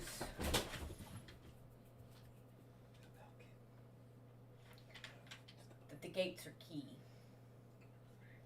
Dash motions to his valet, the young tiefling man of gentle countenance and deep brown eyes, which are all at once shrewd and calming. The young man closes his eyes for a moment, takes a few deep breaths, and mutters something in a language that sounds a little like infernal. After a moment or two, he opens his eyes and nods politely to Dash, before backing away quietly out the door with a slight bow, closing it behind him.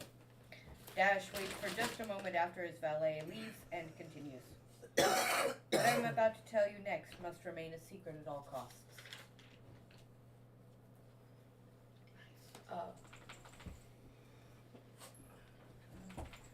Great. So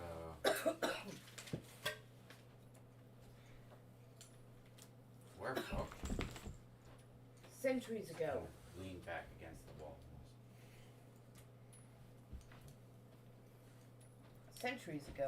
Eirelahn traded with many other nations across the sea. A terrible war was fought in that time. Before the time of the first queen. In fact, I think it no small coincidence that it was in the time of the Warlock King that the events I'm about to recount to you took place. Even then, as now, maps of the Witchwood were both. Oh, who's got the zoomies? Yeah, a little bit. She's getting a little hyper. Alright. Might be time to do a bio break and take her for a little walk. Oh, what time is it? It is almost 6. Can we just finish the sentence that you were saying? Cause Yeah. This is actually. I was in the middle trying to write notes. Where did You said something about in the time of the Warlock King, even the maps of the Witchwood, and then you stopped. Oh, because it sorry. was- Then, as now, were rare. Many of them were filled with inaccuracies or errors, either by design or by mistake. And there's no telling how accurate any particular map left from that time, if such a thing were to exist, could possibly be. Okay. However. Boom, Boom, boom, boom, boom. boom. Bio break. Bio break. And that's why we take a break. No, look at my notes. Oh, I will. Just a moment. You're gonna hit that. Oh. Position. Would you mind putting this over there so she can't go through 2 couches? Yeah. I was gonna ask about that a minute ago. Yeah. Sorry about that. She's getting a little more hyper today. I think it's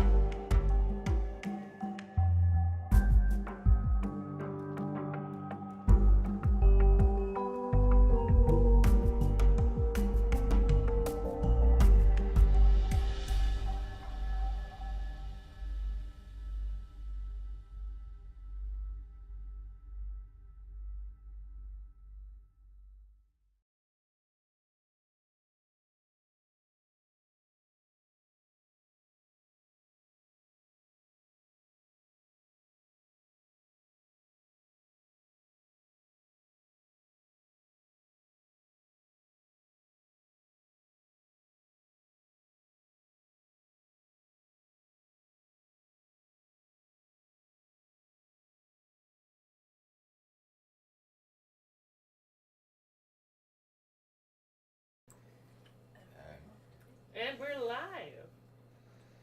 Welcome back. Bum, bum, bum. Glasses in hand. Oh yeah, we realized something over the break. What? Every Glass. cup. Oh yes.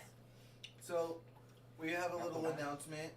This stream is our 6-month stream. So, we've been doing this for 6 months straight. So, we wanted to do a little cheers to 6 months of going 6 months? live on Woo! YouTube. 6 months. 6 months. And we have, in that time, added some wonderful people to our cast. Thank you, everybody who's joined us. Y'all are really making the game, all of the games, just a real treasure of storytelling. So thank you, everybody. Yeah, it's And thank you to those of you who have been joining us, either all the way through the journey or part way through the journey, and if as you're we just- have up weeks and down weeks. And if you're just joining us and this is your first game, well, hopefully there's many more to come, and it's not just another 6 months, but maybe you will be here in 6 years. And while we're at it, one more giant, great big thank you to Denver for the lovely, lovely chicken soup and gingerbread. That is not gingerbread, bread Ginger Made- beer bread. with ginger beer. Yeah, and it was really, really good. Yeah. Is there any like more of that? for- Oh, I so want another piece. All I have Okay. to say is one thing. Soup! Soup! Okay. Yeah, soup. Yeah. Okay.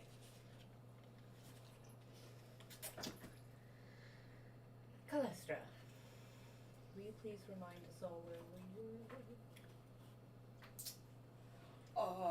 We were with, is he Captain Yes. Decander? Dashcander, yes. Dashcander? Captain Decanter? Dash. Captain Dash or Captain Sorry, Cander. Callistra's mind is on alcohol right now. Oh, of course it is. Of course. So we were with Captain Dash Cantor, and we were discussing the top secret time of the map. What was that last thing you had me write down and repeat? That is what I was trying to say, but it did not want to come out correctly. What I wrote down in my brief little few words was the time of the Warlock King, the maps of the Witchwood were rare and very inaccurate. There. Mm-hmm. That was a tongue twister. Oh yeah. So. Thank you very much. Ginger beer bread. Oh, this stuff is so good. Every bit of this is so good. Dashcander says, history makes it sound as if these maps probably were never real in the first place. But trade records from the time suggest that at least a few of them were. We never thought to have sight or scrap of any Witchwood map from that time. Until recently. It seems, in the time of the Witchwood King, a courtesan tried to sail with a map to one of the noble families who was deeply involved in the conflicts of the time. However, that ship never arrived. No one thought anything of this until a few weeks ago, when you were sent to retrieve Yes, please. Prince Windermere. A scouting troop along our northern coastline came across a rocky stretch of coast filled with wrecked and ancient ships, most of whom have designs we don't recognize. We know that Sahagwan frequent the coves in that area, attacking villages up and down the coast where they can. And it seems that they have begun using the wreckage of the ships as temples and totems in their savage worship. Who knows with Sahagwan what they do, why they do. Your mission is to set sail on the Sapphire Rose, up the coastline, And to.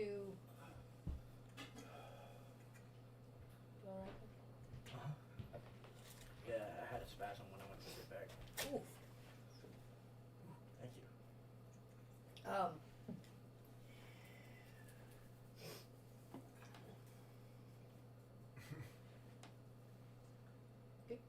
I'm good. Board the Sapphire Rose. Her captain will take you up the coastline to. What did I call it? I hate it when I take notes in the middle of the night. Forget to write them down in the correct place.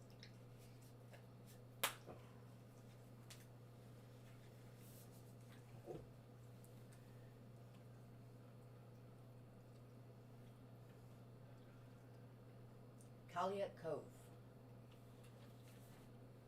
Apologies for my horrendous Irish pronunciations of everything.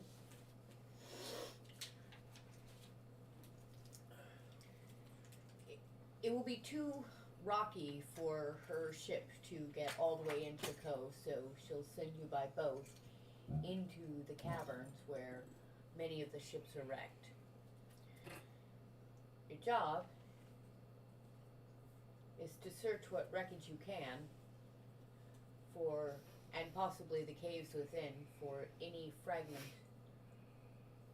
of a legitimate Witchwood map, and possibly, if the need arises, stem Sahagwan attacks in the region.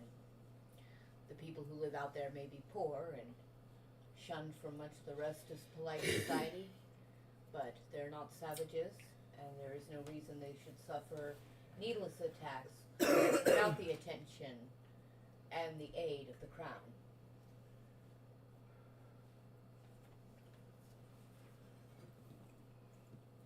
Well, I can back that. Yeah. And if that's the assignment. I need to make a pit stop at the local apothecary. He says, I say as I'm looking around at the group. It is approximately 10 a.m.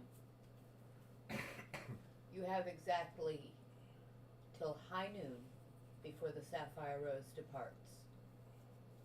So we have 2 hours. You have 2 hours to prepare everything you need, or you think you'll need, for this trip.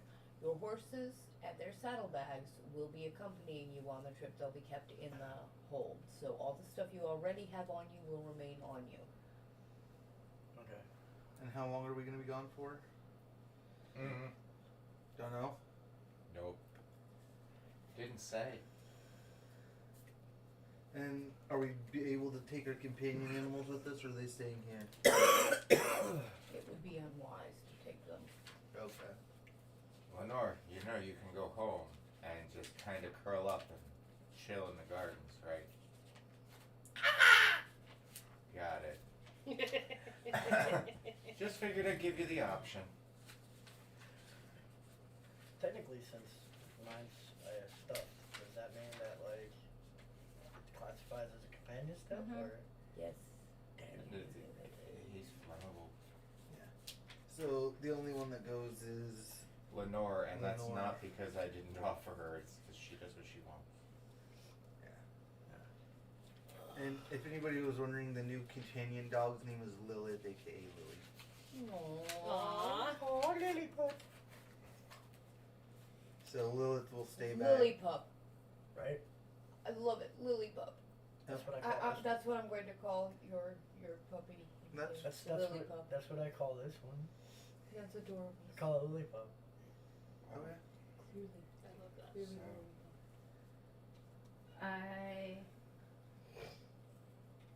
Sister, can I have some of your ridiculously tiny parchment? It's not ridiculously tiny if it's effective and fits in a satchel. I take 2 pieces and start furiously scrawling. And one addressed to the stable hands of the queen. One of the stable boys helps relay missives to the chambermaid when I'm not able to just meet with her. And then another one to Shira, because I had plans for in a fortnight. I have date night planned in a fortnight from now, and I don't know if we'll be back. Aww. 'Tis the life of a soldier. You said you were taking a trip to the apothecary shop, right? Yeah. Because, What are you looking for? well, everything that it would take to restock my my like herbalist's kits and things of that nature, and medical kits, all of the herbs required for that, I'm going to see how much he's carrying in rough bulk. Get as much as I can for 20 gold. You get some plaster of Paris in addition to some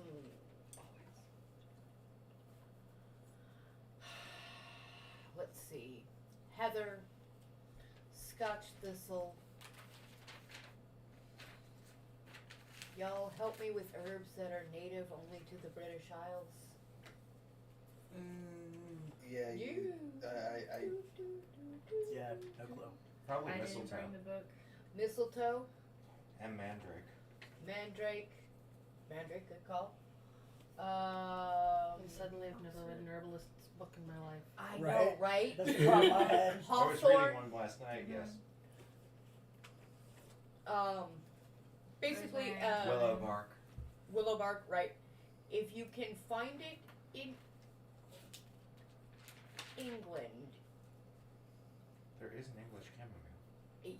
there is. If you can find it in England, you can have it in your satchel in a small portion. There isn't more use than 3 to 5 of any particular given herb, depending on the rarity. You can also find lavender.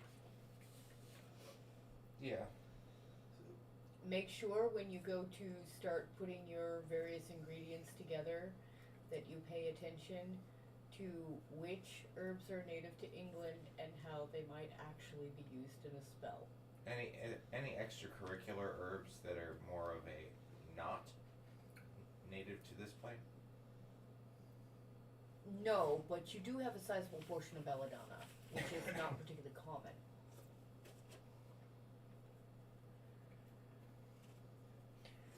Pack everything up. Take the bag of belladonna and put it in one of my separate herb pouches, and basically double seal it.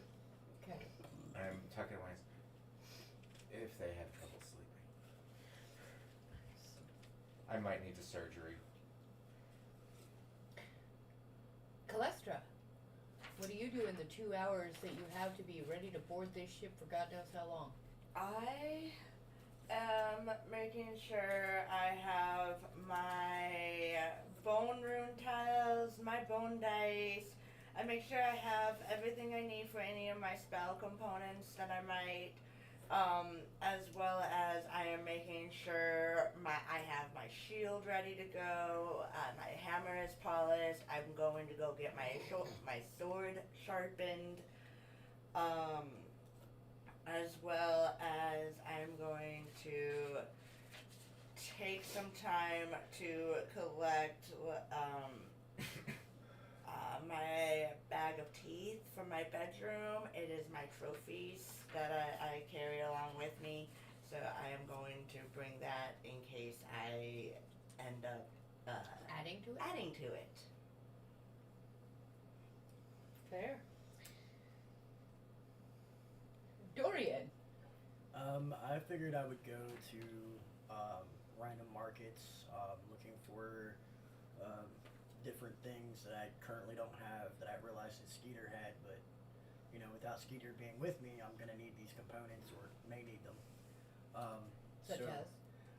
Well, one of the things I was gonna go to, I was gonna see if the blacksmith had any like spring coils or anything along that lines.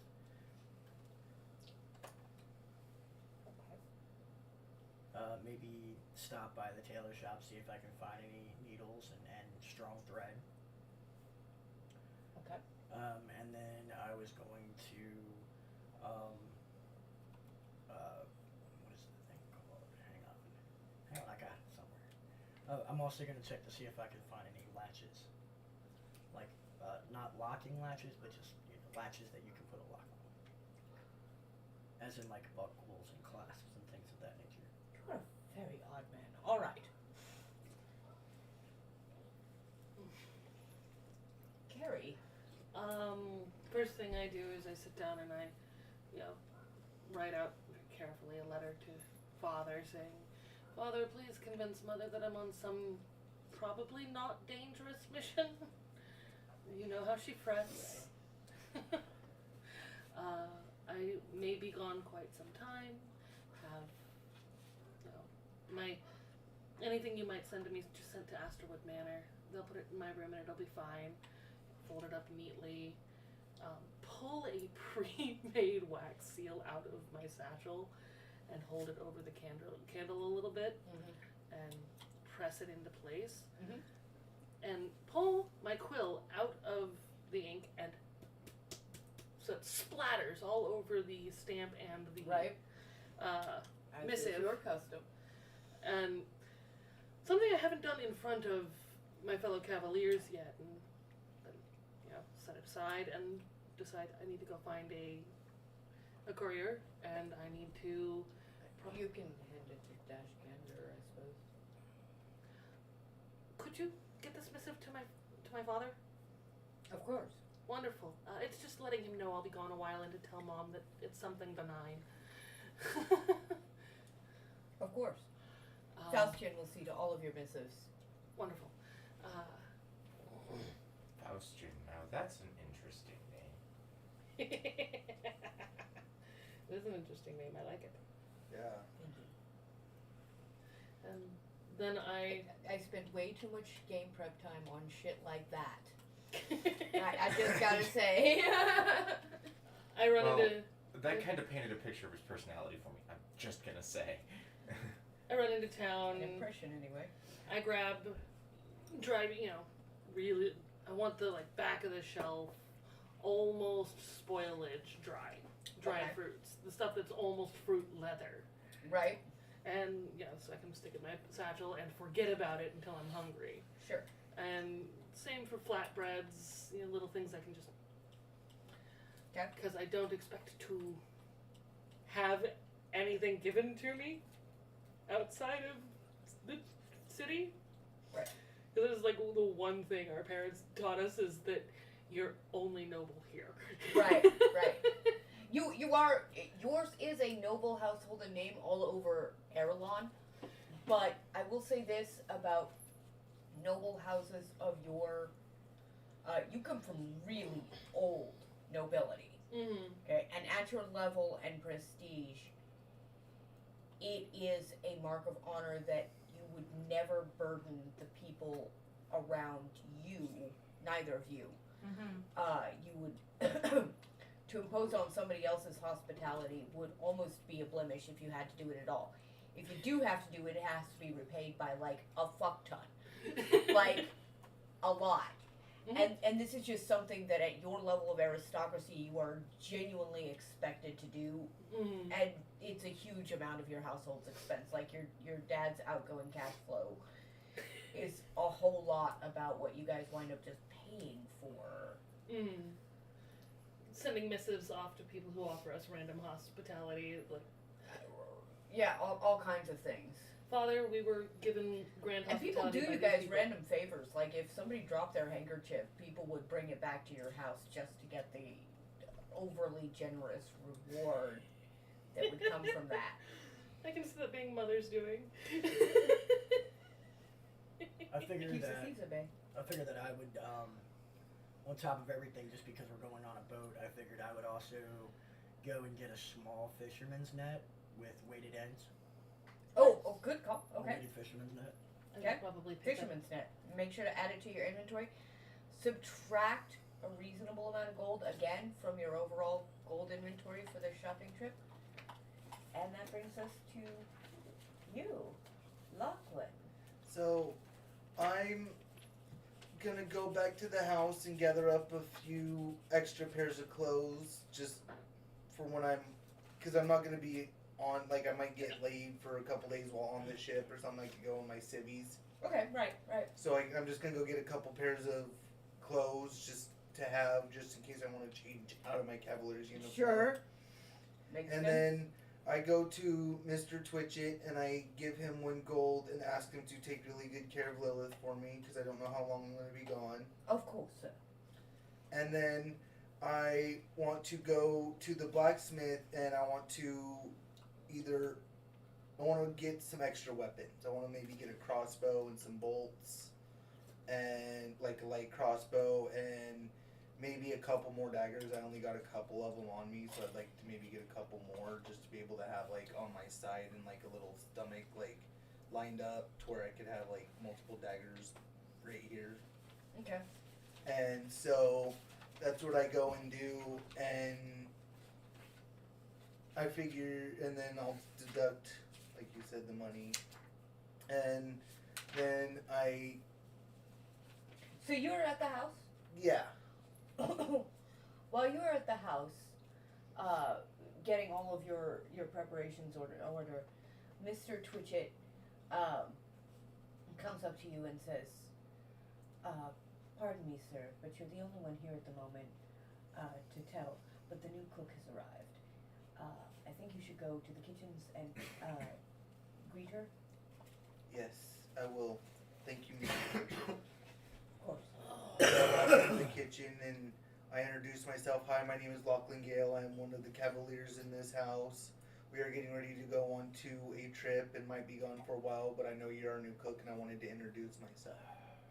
Oh, it's very nice to meet you. Very nice to meet you. My name's Betzel. Nice to meet you, Betzel. And what you see before you is a 19, 20-year-old young purplish blueberry, actually a fairly thin little waif of a hobgoblin bard.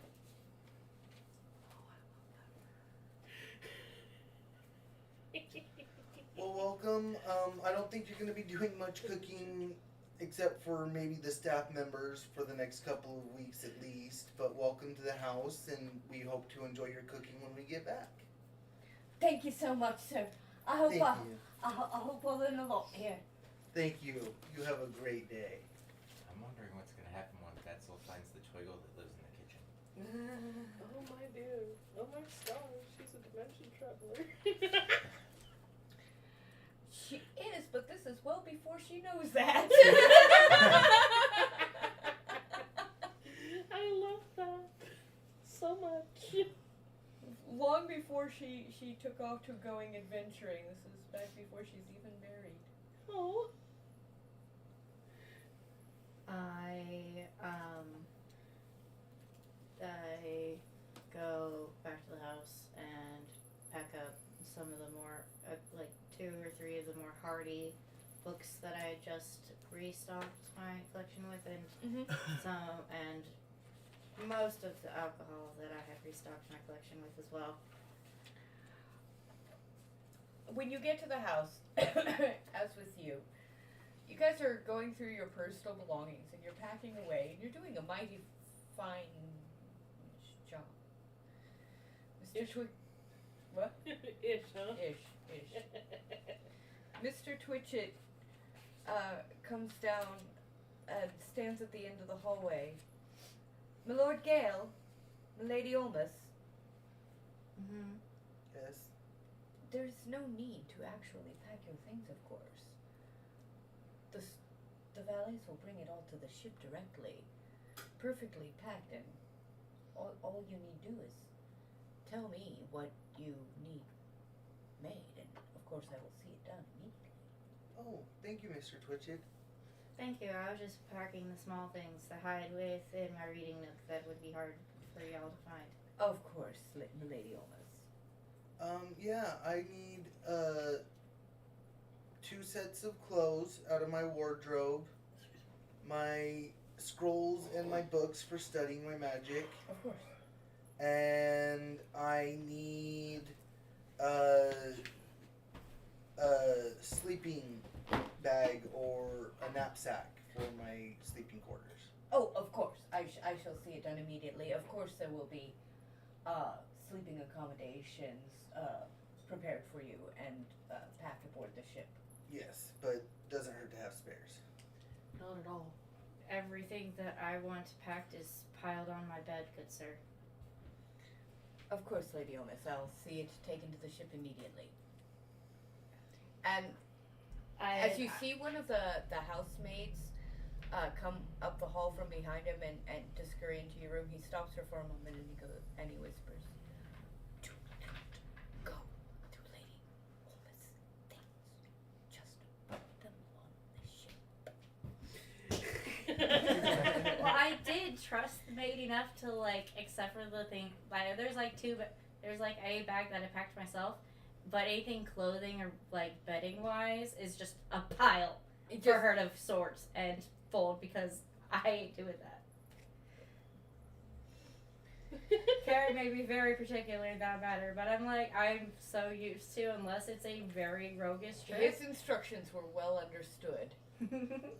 Yeah, unless it's a roguish trip, I have very little experience in packing for myself, and not for that long of a time.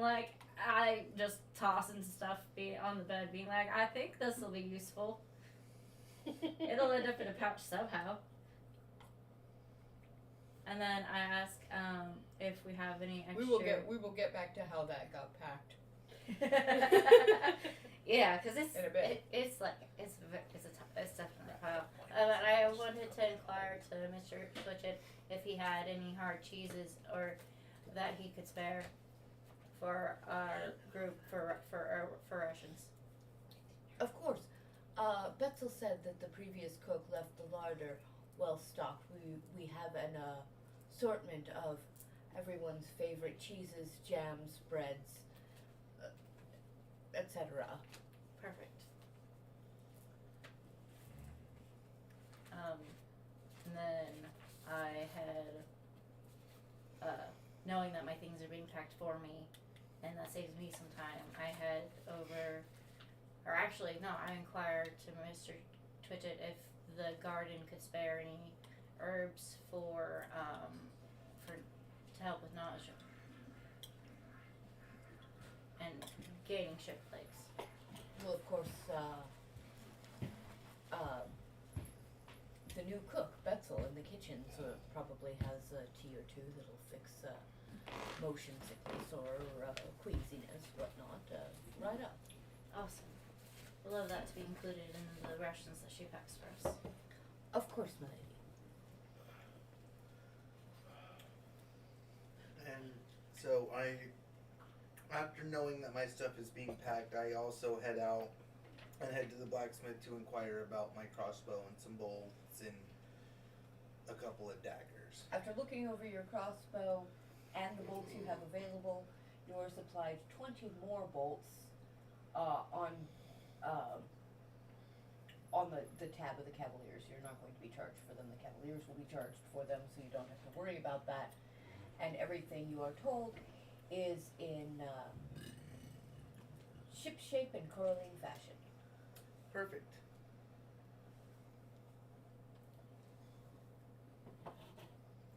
Anyone else? Well, headed to the ship. Try to get there early. Okay. You all arrive at the ship between 20 till, a quarter till. There are plenty of people boarding the ship. Most of them do not appear to be Cavaliers. A lot of them are obviously the crew and sailors on the ship. There are also several passengers on the ship. There appears to be a contingent of miners on this ship. And you meet the captain, a lovely human woman. Welcome aboard. This is my ship. Captain. Captain? I am Captain Weatherby. I know. Don't say it.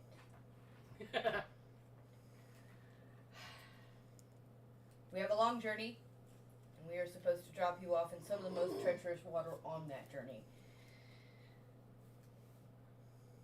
The coves are, well, there's a reason we don't take many ships up there to this day, and there's a reason why this is such a shallow bottom boat. but she's one of the fastest, so we should have you there within a day's and a half's time. Welcome aboard. Thank you, Captain.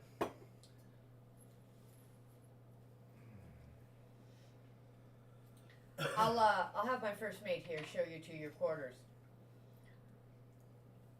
Schmiegel! Schmiegel!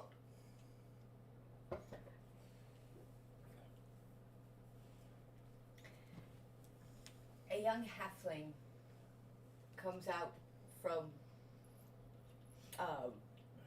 below deck, pops his head up from below deck and looks up. Captain Weatherby! Schmiegel! See these cavaliers to their quarters immediately. Of course, Captain Weatherby. Come on, come on! Right this way, right this way!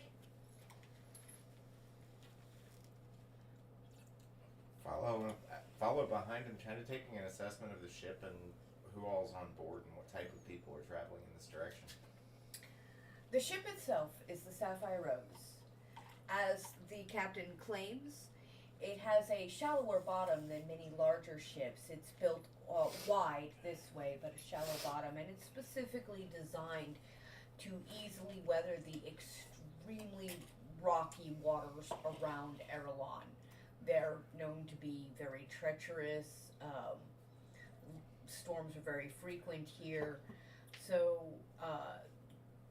it only has 3 big masts on it, and they come down very easily. You can tell that the crew of the Sapphire Rose is exceptionally competent. Just the way that they are swinging from the ropes and moving the various bits and knobs, and no, I don't know anything about ships whatsoever, so forgive me because I can't use any of the lingo, I'm so sorry. But you can definitely tell, those of you who have ever spent any time on, near, or around a ship, that these young men and women are absolute experts at sailing. And as I noted before, there is a group of miners. They have all boarded the ship and are being crewed 1 deck below you. Don't give them any alcohol.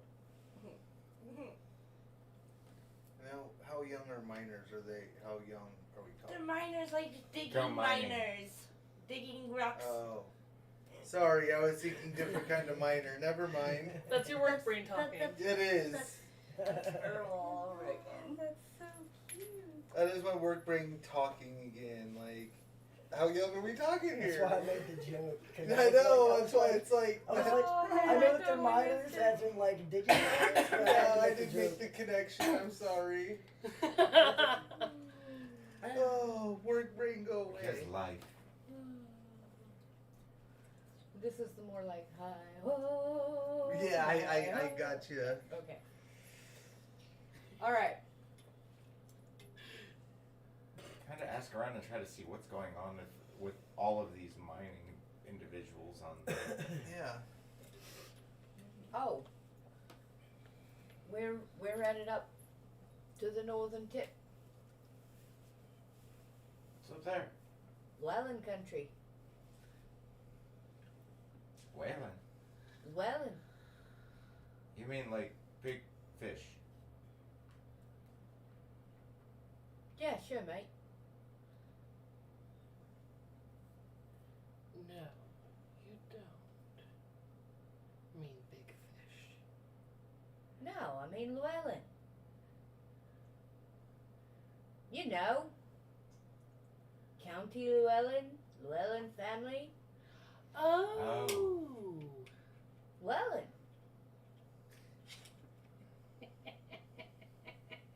I want to say something funny.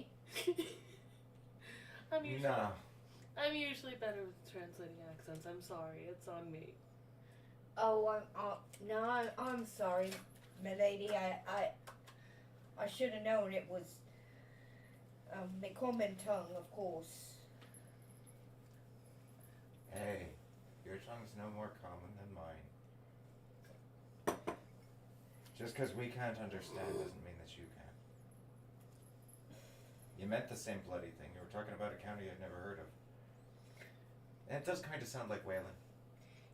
You're very kind, my lord. You're very kind. I ain't no lord. I'm a farmer's son. And a cavalier, my lord. Yeah, but I'm a farmer's son first now, ain't I? Right on, sir. Right on. I just shrink further into my armor, suddenly like, nope. Do you have any other questions?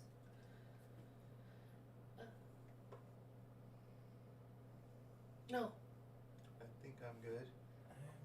Pretty good. What Fine. specifically are you mining for? I was wondering if anybody was gonna ask. So this here is the Sapphire Rose. And we mine the sapphires. Oh. So this is a mining vessel that is a transporter. Usually it just takes us to the mines. We have other means of getting back. That many sapphires, of course, would weigh a boat like this down and crash it into the rocks for sure. But after our leave, this is how we get back. Okay.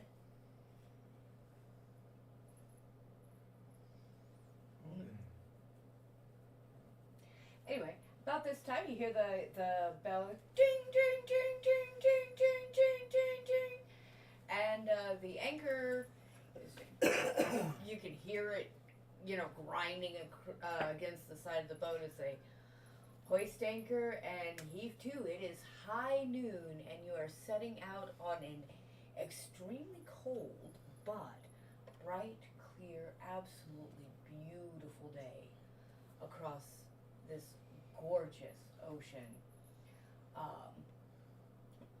out in front of you. Now, it is not a huge amount of time before you can actually see coastline. Like, the coastline, you stay with it for quite a ways. It does briefly fall out of view, but returns in about 45 minutes back into view.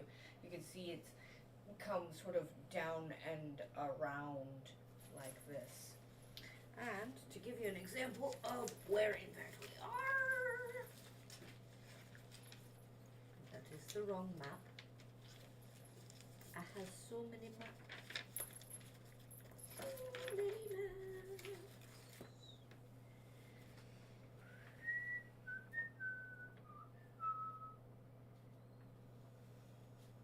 I was gonna say you should get Smeagol to help you find your maps. Pretty sure he's precious.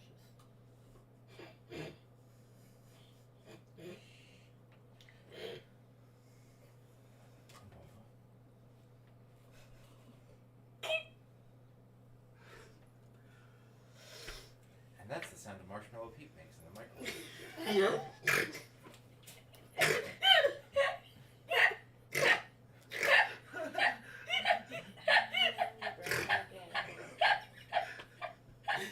I think you broke both of them.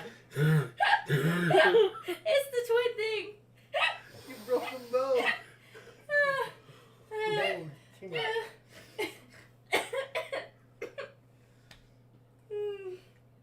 I almost had it contained.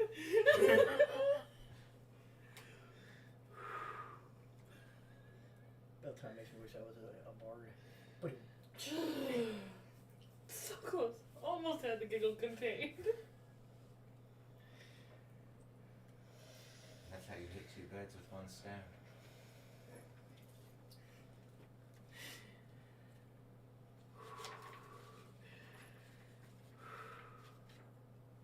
This dot here Oh, nice. is Carrington to Gale. Okay. Okay. And we're going to the northern door. Nope. There. You set sail from this small harbor here. Sorry, I wanted to get a more blown up version of this, but it didn't happen.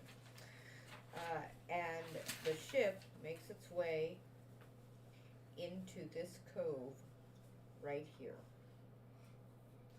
that's about a day and a half north. Okay. Oh boy. That's about a day and a half north by boat, right? Yeah. Yay. Okay. Does anybody want to take a look at What are- that any closer? Oh, I recognize exactly where that is. There's a pit. There's a section of islands on that particular island landmass that I want to live on. We're not trying to blind everybody, you know, take your shirt off, line the whole, you know. Here's the slightly more accurate non-topographic version. This one, I accidentally cut off the top. Is that right? Still looks good. But on this other one, just so that you can see. So it's not quite right here. This one is slightly different. But you guys are here. Okay. This one is the more accurate. You, Yep. the ship has come into harbor here. Except there is no real harbor here. Although the seas were actually quite kind the entire trip, it was frankly a lovely day. The wind was brisk, it moved the ship forward fairly swiftly. It was bitter cold, but, you know, other than just the rippling across the top of the ocean water, it was smooth sailing all the way until you can see the rocky crags before you, and the captain orders that the anchor be dropped just out here, right before where the rocks start. According to my squid dial, it's 7 o'clock.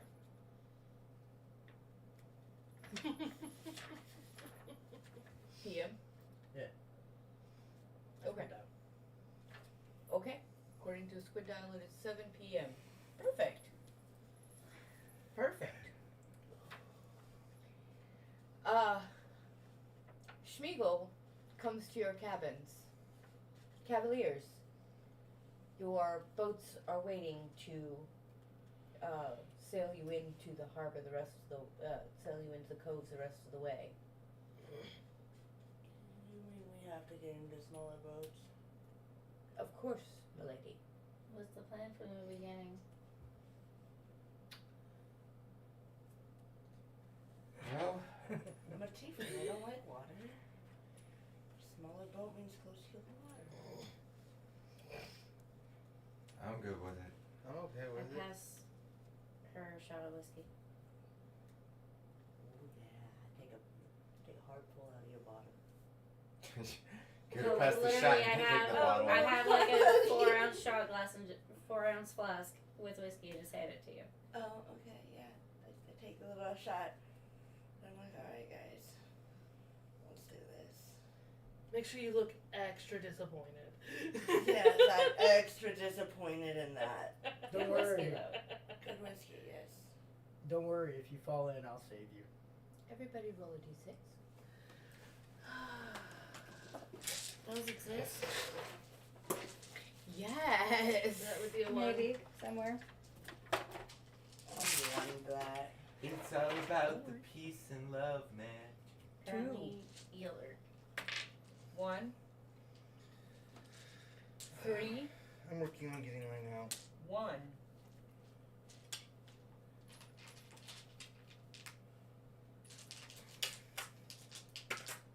Three. 3. Who all got 3? You two, Lachlan and Teddy, you're in the same boat together.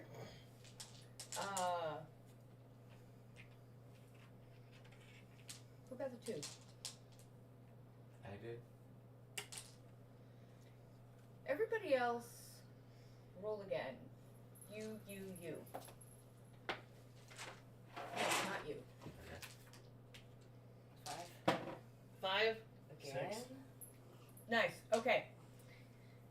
So, Calestra, Carrie, you're in the same boat.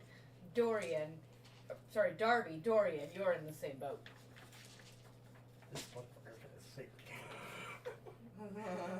No. Behind you are 3 other boats that are carrying a sizable proportion, all of your supplies that you brought with, and behind that is another boat, or another 2 boats carrying all 6 of your horses. So by supplies, you mean just the extra stuff we brought, not All our that typical- stuff that Mr. Twitchett said was being packed for you and Alright. sent and delivered to the ship. All of that stuff is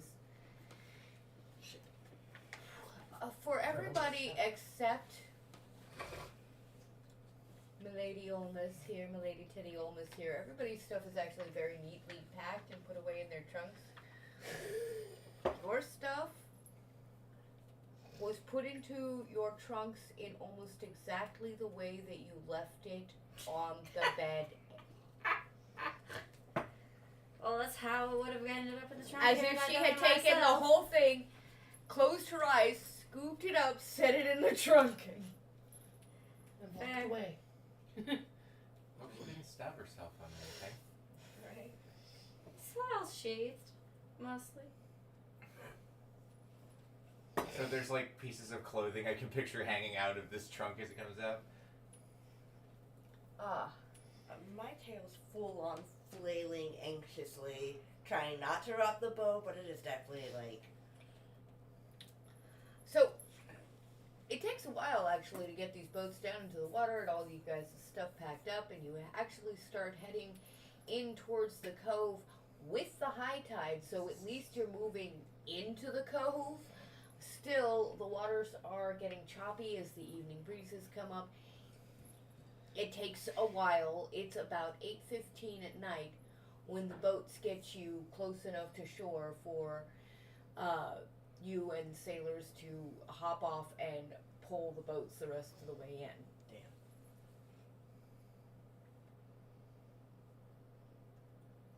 Okay. So I hop off and I start pulling my boat in. Who's sitting in the boat and who's hopping off? I'm hopping out as soon Hopping as out it's as shallow soon as it enough. hits the water. Right. Or As hits soon land. as, I already hopped out. because I go to help the horses and give them all fruit jerky. so you hop out of your boat, go back to the 2 boats with the 3 horses Well, each on like it. once my boat's landed, I get out and I don't want to get wet, so as wetter than I have to. So as the horses' boats. Oh, are I see. landing- You'll wait on shore for them to disembark. Okay. Yeah. That's fair. Yeah, totally. The sailors all drag the boats up onto the shore, and they unload all of your luggage. And gratis, they actually have specifically picked a spot in this cove that appears to be away from the main set of caves. You're kind of tucked away, kind of almost back behind the cliff in a way, in a little rock outcropping. And so as soon as they offload the trunks, they immediately begin to put up your tents and so on and so forth, and get all of your luggages into your tents and so on and so forth. They don't actually unpack anything, but they do set you up a camp. However, one of them warns you as they are finishing setting up the camp, I wouldn't start a fire if I were you. You'll only draw unnecessary attention, and, well, nighttime is the best time to see what would otherwise be hidden from the view of mortal men. Isn't that our job? I don't think we want to. Of course, my lady. Pardon my presumption. And the sailor backs away, and they take all of the boats. One of the things that Long walk Sorry. home. no, I did forget to mention.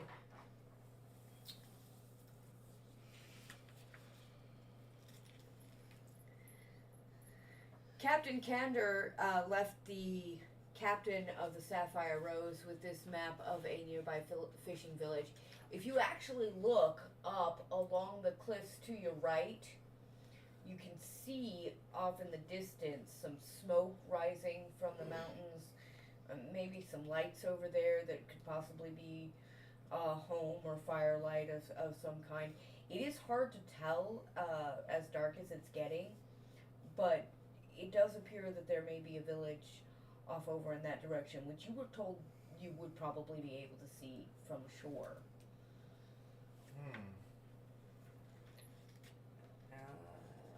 Can tell about how far away it would be in this light? Approximately 10 miles. To be fair, at a gentle run, our horses could do that. I'm not gonna take the horses at this hour. About 2 hours, maybe 3, there and back. Ain't been doing nothing for about a day and a half on a boat. I'll go out on a scout mission with you. I was just gonna go walk to town and get a beer. I'll go on a scout mission with you. A stout you have mission, to walk I like 20 it. miles round trip for a beer. You just have to ask. Oh, I have plenty Because of I room. want to sample the local ale. And because there's more to it than a beer. Okay. Who is joining Calestra and Darby for a jaunt to the village? It is approximately 8:45 p.m. You are jaunting to the village now at 8:45 p.m. on a scout mission. Who is joining specifically Calestra and Darby for this? It's like a 2-hour walk, 20 miles. Not on horseback. Oh, he said he wasn't going to take the horses. 10 miles there, 20 minutes a mile. I'm a druid. I'm a tiefling. I can make that decent time. I got the 2 wine sacks that came in our horses, so I'm just gonna stay here and drink the wine. More specifically, I'm trying to get So a you're feel gonna for keep the camp. Yeah, I'll keep the camp maintained and I'll keep camp. Okay. We'll stay here as well. Also keeping camp. Dorian. I'm undecided. I'm still trying to think. Okay. Um, Teddy. deciding while I tend to the horses, like, I presume that, like, the wind got them all salty. They were down in the hold. Yeah. The horses were down in the hold. Yeah, but disembarking from the ship, it was like an hour and a half, hour on the water to get to the coast. She's correct. Oh. There's no way to have avoided all the salt and shit that would have gotten into their mane and tails. Okay. So you are also staying back at camp to groom and care for the horses? Mhm. Okay. And Yay, back to me. How bad is the water? Is it like super cold? Is it always super frigid. nasty? Middle Is that of winter. fine? I guess I will tag along to the bar. Okay, so you're going to join Darby and Calestra. Yeah. Alright. And with that, we're actually going to check the time and take our second, much shorter bio break for the evening. 7:15. It's 7:15. Thank Not you. bad. Yeah, we're gonna wind up going just a little bit longer tonight than we usually do. Could I get you to press the transition on It's at the that? very top of that middle menu. I'm actually gonna have to start the music over, but that's alright.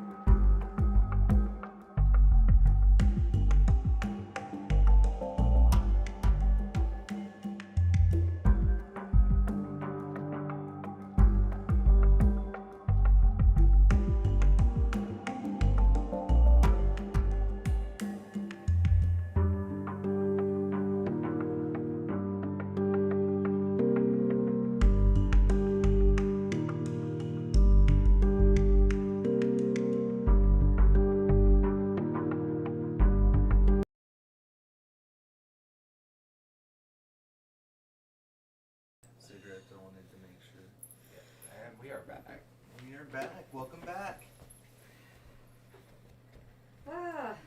Okay. Well, welcome back. My players have decided to take us for a turn that I had not expected, so let's follow Calestra, Dorian, and Darby as they make their way.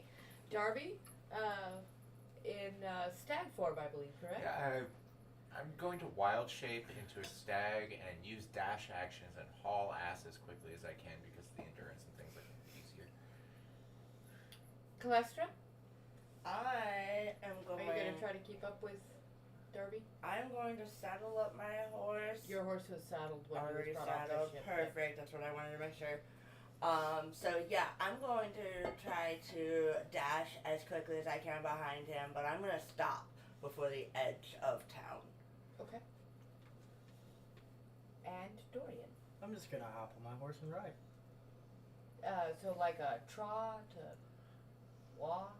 I guess the horse is running. I don't know. I'm trying to keep up with Darby. Oh, okay. So you're trying to Okay, keep so up. you're in a dead run. Yeah. So you all take off in full canter, and fortunately for you, it takes about half the time to reach the edge of a small village. You can see the edge. The village is just barely tucked back between the first couple lines of trees at the edge of a forest that gets deeper the further inland you get. But here at the edges, it's sparse enough to house a reasonable size but entirely poor village, run-down fishing huts, a few local taverns, no real shops to speak of. There's a center building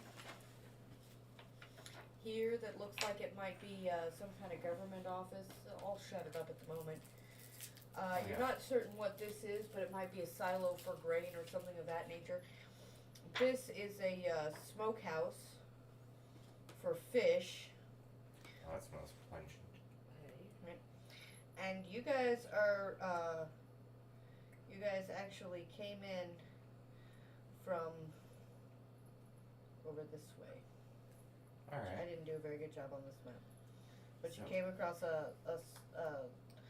oh, well, no, you would have wound up, so you wind up actually on, there's a cliff over here, and you wind up on the bluff, just outside the village. You would have to actually go down the bluff. You could either go down towards the ocean, or go down a small ways this way and get into the village.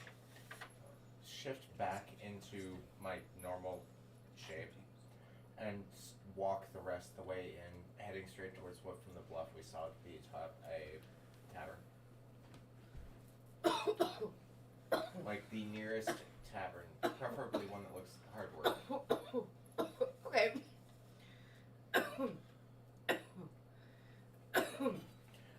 The busiest tavern I can find, basically. Do you want to go into the village or stick to the edge here? Kind of head into the village looking for a busy tavern. Okay. Take my hat off, tuck it under my arm. So you go past this grain silo here, and also you go past the looks like it might be a government building. And right back behind here, you see a really nice, actually fairly well kept tavern for the area. Like everything else, the wood has been saturated with water over and over and over again. It's really weather beaten, but lots of people, clearly crowded inside.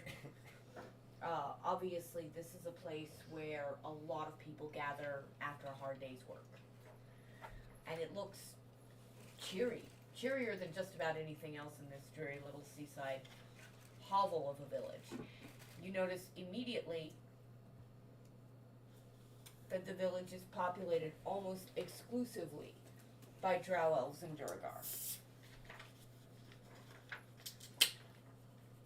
Alright. Probably looking a bit winded after that run here from where our camp is. Just walk in, keep my hat tucked underneath, staff in hand. sit down at the bar. Just a stout, please. A cavalier. Of course. Stouts. It's a tall, middle-aged drow elf behind the bar. Appreciate it. It's been a long couple days. Well, of course it has if it brought you all the way out here, sir. This one's on the house. Oh, appreciate you. I slow my horse to a trot when he forms back, and I follow him into the town through the village and dismount, tie my horse up, and follow him into the bar Okay. or tavern, pretty much on his heel.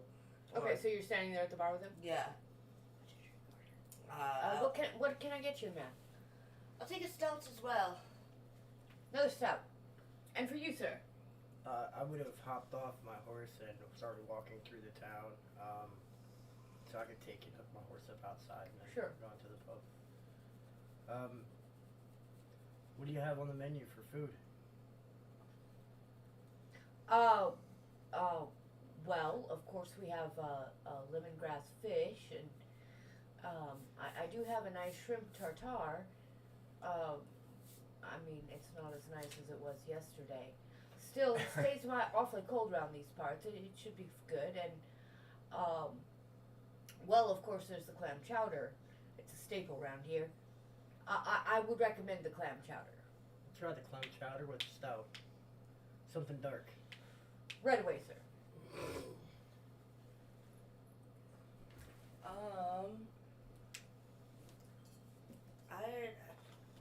Do you have any more heartier meats, or is it just seafood? Hey, around here it's probably seafood. Lovely. Well, we do have some wild boar up in the larder, although I can't say it's my wife's best dish. You never trust the pork. Wrong on that one. Like, just don't. Yeah. I'll take a night. That lemongrass fish sounds delightful. I'll take some of that. Of course, ma'am. And for you, sir, anything to eat? You got a nice dark bread around here. Oh, yes, indeed we do. Our barley bread is delightful. Is it on a hard crust loaf? Of course. Would you like it with the rolled oats or without? Without the rolled oats, but I'll take that and a bowl of chowder. And do you have any cheese? No, I'm afraid not, sir. Cheese is that's very fine. rare around these parts. That's fine, that's just a bonus. I'm gonna pull out my cheese because we got cheese when we first started I left that at camp. No, I didn't. Roll. I brought that shit with me. All three of you, roll a perception check.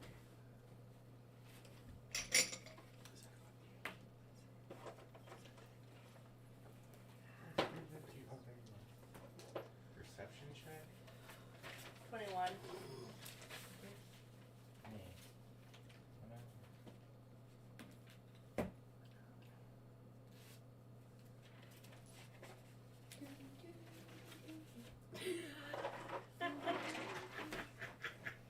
I got a 17. 17. 17? As soon as you pull out the cheese, all three of you notice several side eyes looking at it in your direction. People basically go back to minding their P's and Q's right away, but the cheese got their attention. Hey. Bet you could barter for stuff with it. Willing to try. Think I'm gonna keep my. Get back tomorrow with a fair trade on a wheel. Like when food What on earth could we possibly offer you for a whole wheel of cheese? Well, any rumors around here? I suppose you'll be wanting to know about the shipwrecks. I can't imagine why else Cavaliers would be out here. Absolutely, we'd like to know Yeah. about the shipwrecks. And why would you know about the Shahagwins? The Sahagwin are a constant plight on our shores. They raid up and down these coasts. They use most of the shipwrecks as temples of the sort. They're brutal. They decimate patrols. They eat elves. I think for fun, truth be told. Look at him, kind of smile a little. Yeah, you do look a bit bony.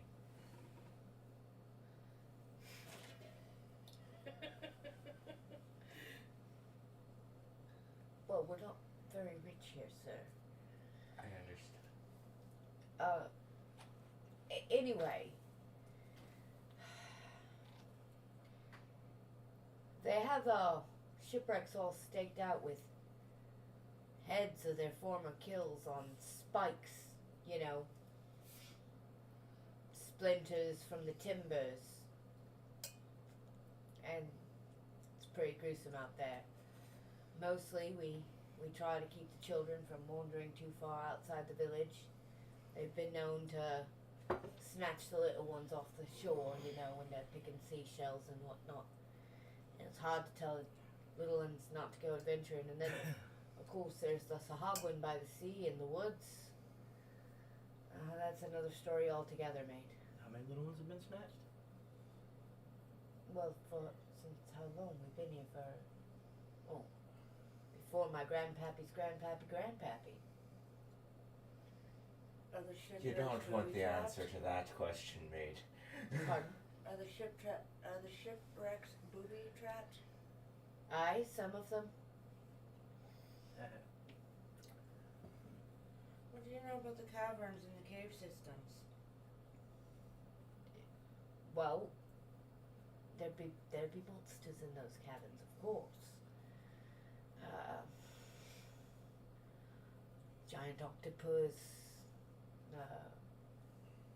They say there's ghosts out there, of course. Ghosts? Of what? Well, presumably sailors and crew drowned at sea. What kind of ghosts? Are they hear the voices of the dead or something? I wouldn't know, sir. I don't go outside the village much myself. It's safer here where the fires are and what little defense we got. We'll see what we can do about being helping with that.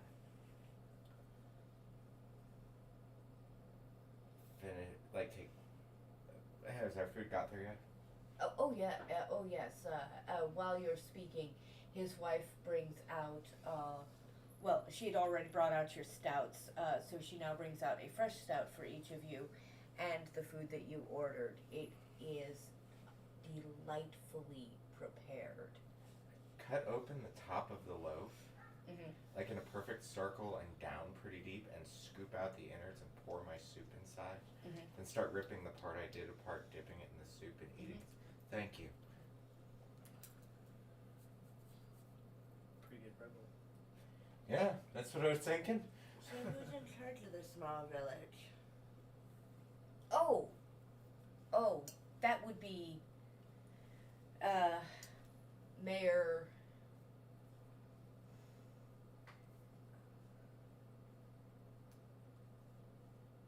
Maforian. What was your name again? Good sir. I'm.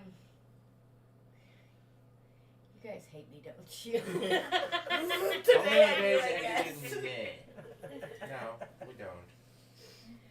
Calisthenics. Our aggressive note taker has returned. Yes, actually, this is an act of love because if we're making you do these mental gymnastics, Oh, we're helping you prevent Alzheimer's. Yeah. We love you enough to not want you to forget who you are. I wrote down the mayor's name just in case you. Thank you. Yeah. My name's David. David Eastern.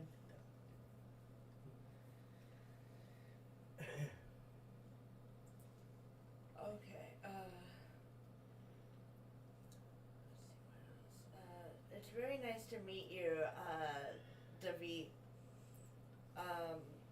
What else can you tell us about the area? Anything we need to know about? Be prepared for? Be prepared to defend yourselves with your lives if you go poking around in those caves, I tell you that. Or the ships for that matter. Be on your guard. You never know what's lurking underneath a loose timber. In a crack in the ceiling you didn't see. It's dangerous out in those coves, you know. Truly. Even bandits, even Roberts and highwaymen, they don't go out there. Oh. Even the wood elves steer clear. And the way he leans down and whispers that is something you guys know is deeply meaningful. The wood elves are the indigenous, as far as anybody knows, they are the indigenous inhabitants, the first people of Eirelahn. There are none more savage. I don't know. The Wood Elves won't go. We should probably head back.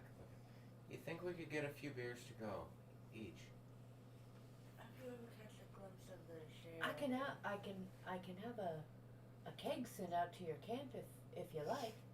I'd rather carry it myself. A small keg then. You know, Nontuk. How much does a keg weigh? Well, I mean, it's really just the type of barrel, you know. I don't know how much a keg weighs. Got a I better mean, idea. there's the big keg, Keep and it then slower. there's the medium keg. And I mean, there's of course the kegs we send to the palace, but they're massive. I mean, they're like No, I can't quite carry butt that. ton.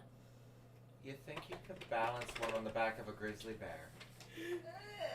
One of your medium-sized kegs. You know, Aye. something that would deal with the party of 6 or 7. That Aye. made me unreasonably happy. For a week. Aye, You could strap that to the back of a bear? I could. Cool. Meet my friends out back in about 15 minutes. Of course, sir. With the keg. And I put 15 gold on the table. Buy everybody's drinks on me tonight. He snatches the gold up off the table and he looks around very nervously to see if anybody has seen that.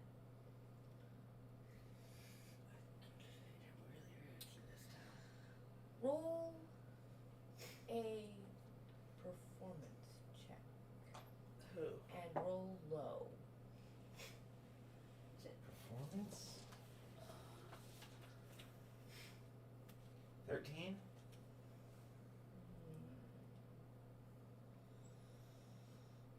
You weren't thinking about it, and you clattered that gold onto the bar between you and the barkeep. And it didn't matter that he scooped them off the table right quick. At least, I need my dice for the first time tonight. I was waiting for that to happen. Well, we do have our orders. What were they?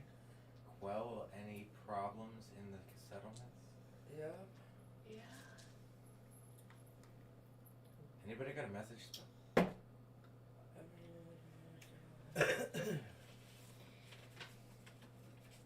Roll a perception check, everybody in the bar.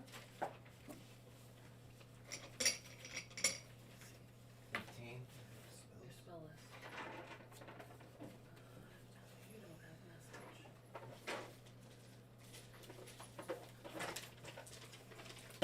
Do I have it prepared? 18. Oh boy. So what I got? What'd you get? Don't want to know. Yeah, dude. I know. Yeah, dude. I do. I know you do, but he don't.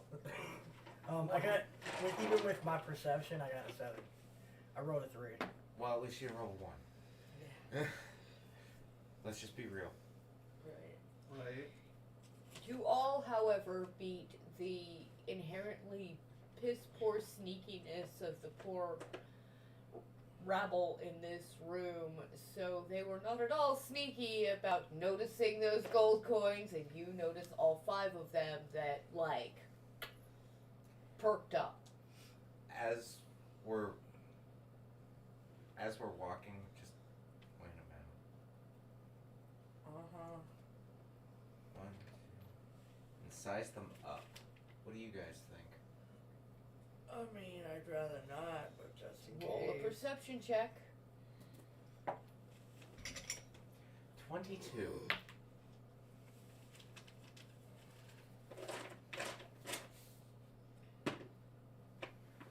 $12. 21.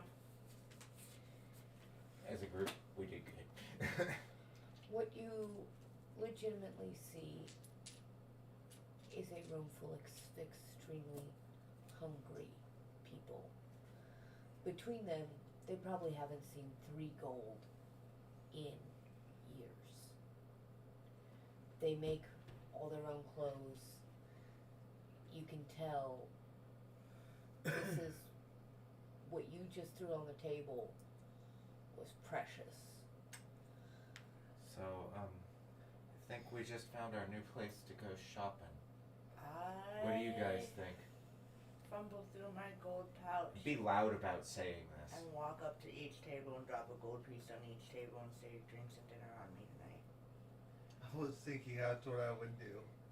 Please remove 20 gold from your purse, and you need to remove 15 from yours. What are you doing? I'm wait, not you're in the not bar there. right now. You're not That's why I there. was saying I'm Are you not doing there. Because anything, if I was, that's what I would Actually, do. I was going to, since we just heard the stories from, I guess, the barkeep as to the ships and everything going on around us, I was actually going to try and take a dose of my potion of clairvoyance that allows me to see either past or present.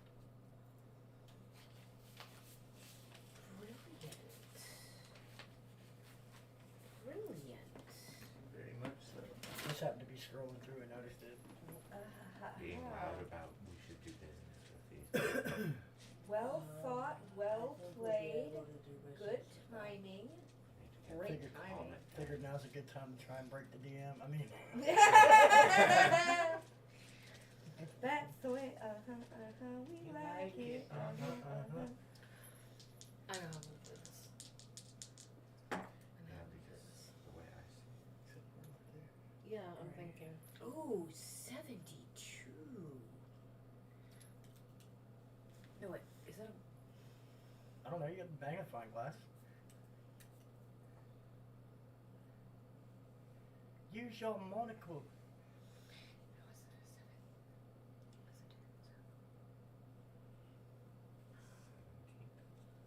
Or 12.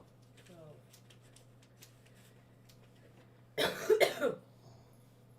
Damn, I almost wish I had continued to misread that as the 72 that I thought it was. Almost.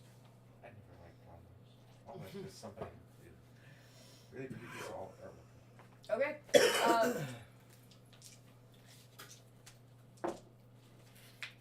You see a cavern. In it, you hear whisperings in your mind, a strange sort of language you've never heard before. A Sahagwan face flashes in your mind. It's got all the accoutrements of a priestess Okay. about it, and it appears in your mind just a moment, sort of waving back and forth as if it's trying to hypnotize you, and then the entire image flashes away, and instead you are left with a very clear image of a scroll Okay. sitting on a ship. But you can't tell anything more than that. Okay. It is in the quarters of a ship. Okay. no specifics of what the ship looks like or anything. Nothing else other than you can clearly see the scroll sitting inside of a box that is propped open just because it's been sort of, it was knocked over. Okay. And it's in a ship's cabin. Clearly it's some ship's cabin somewhere. Okay. Alright. So, We've lost one, so I think. I'm in character. I have brushed all the horses and laid them all down around me, and I'm in the middle of them. Oh, With my okay. I hands thought you and were like asleep. genuinely past the frag out over there. Very convincingly in character, Jennifer. Well done. Well played. Well Yeah. played. As we're leaving, you know, as long as nothing bad happens to the innkeeper, I say we do a lot of business in this town. I mean, we've got a camp to supply. What do you guys think? I agree. I mean, for as long as we are potentially on this assignment, I think we will be doing a lot of business here anyways. I hope they've got fishermen. Would sending stones have been in our travel gear? No. No? I just wish I got the Only descriptions because of the Shihad Nobody ones. has thought to order a They're paper set. fishermen. Yeah. I was kind of hoping they'd be standard issue. No such Alright. luck. The Cavaliers haven't thought of that yet. I'm sure you'll. Yeah, Yeah. never came up with walkie-talkies yet. I should probably get around back to meet the barkeep. Did you guys make sure he balances the keg right? These guys are going to need a beer when they hear this. I will help strap it to you properly. Appreciate it. Go out around the back, down an alley, into the back of the building, and meet the bartender out there, and then turn into a grizzly bear.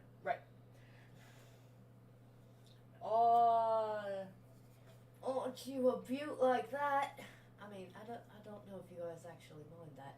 I'm sorry, but you really are, and it's not like I get to actually pet other bears right up close and personal, you know. Nip right next to his ear.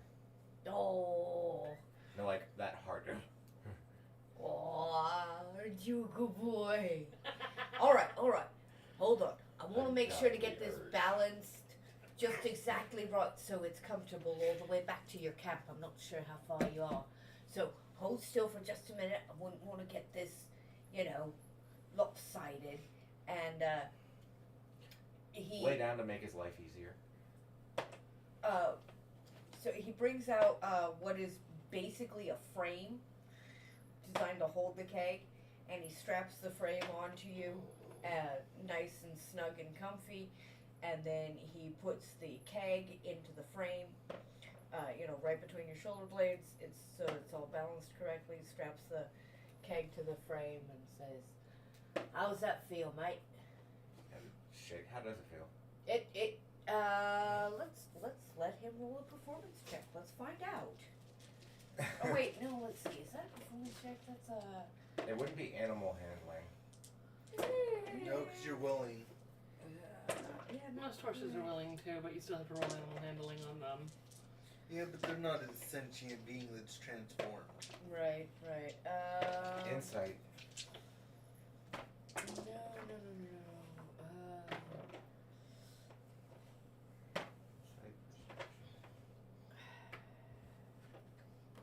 They ran away from her.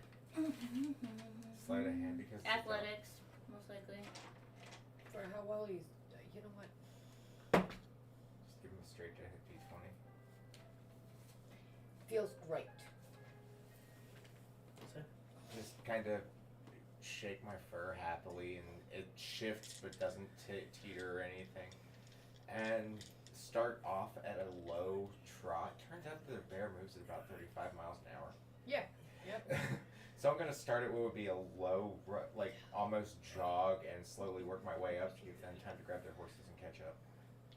Okay. Especially since I've got a keg on my back, so. Yeah.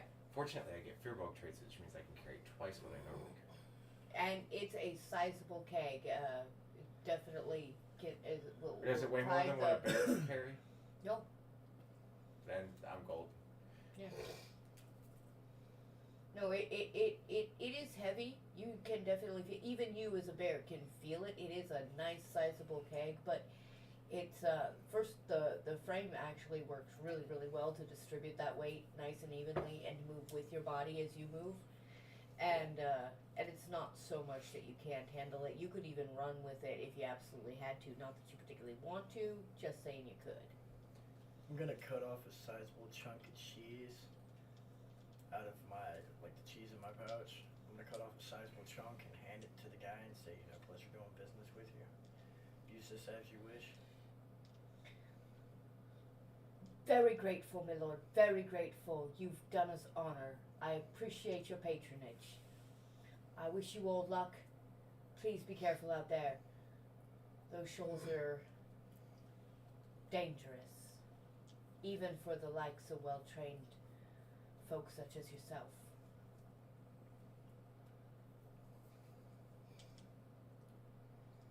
And trot off out the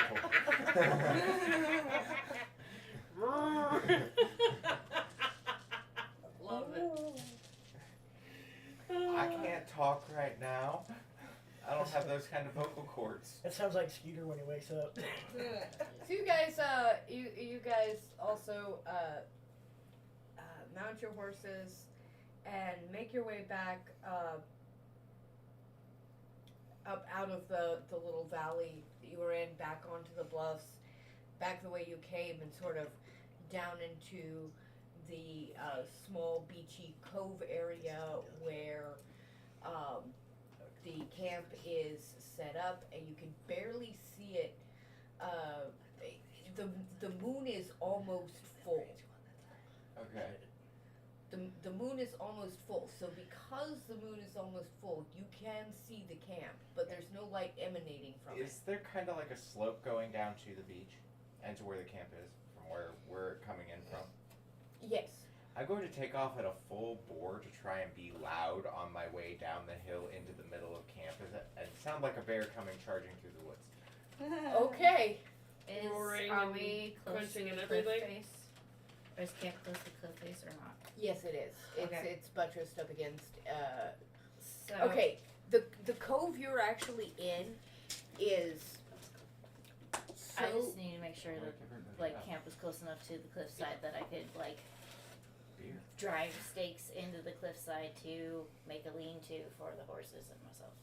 Oh yeah, absolutely. Okay, There's so- plenty of cliff and rock face all around. You Yeah, can do that. when y'all get back to camp, what you would see is several canvases literally nailed to the cliffside, sheltering the horses and myself, the remaining horses and myself. Aw. I'm making a whole bunch of racket with a keg strapped to my back going right into the middle of camp. I wake up from his sleep, poke my head out, see that it's you. You Calm see the a bear horses. with a keg on its back. Yeah, calm the horses down, and see if Lachlan, are you asleep or awake? It's like I'm awake because didn't you say they also helped us set up some tents too? Yeah, the sailors set up everything before they left. It's So I was just their job. inside my tent studying my scrolls and stuff, waiting for So them you to hear- get back. And And I peek my head out and Bear with a keg.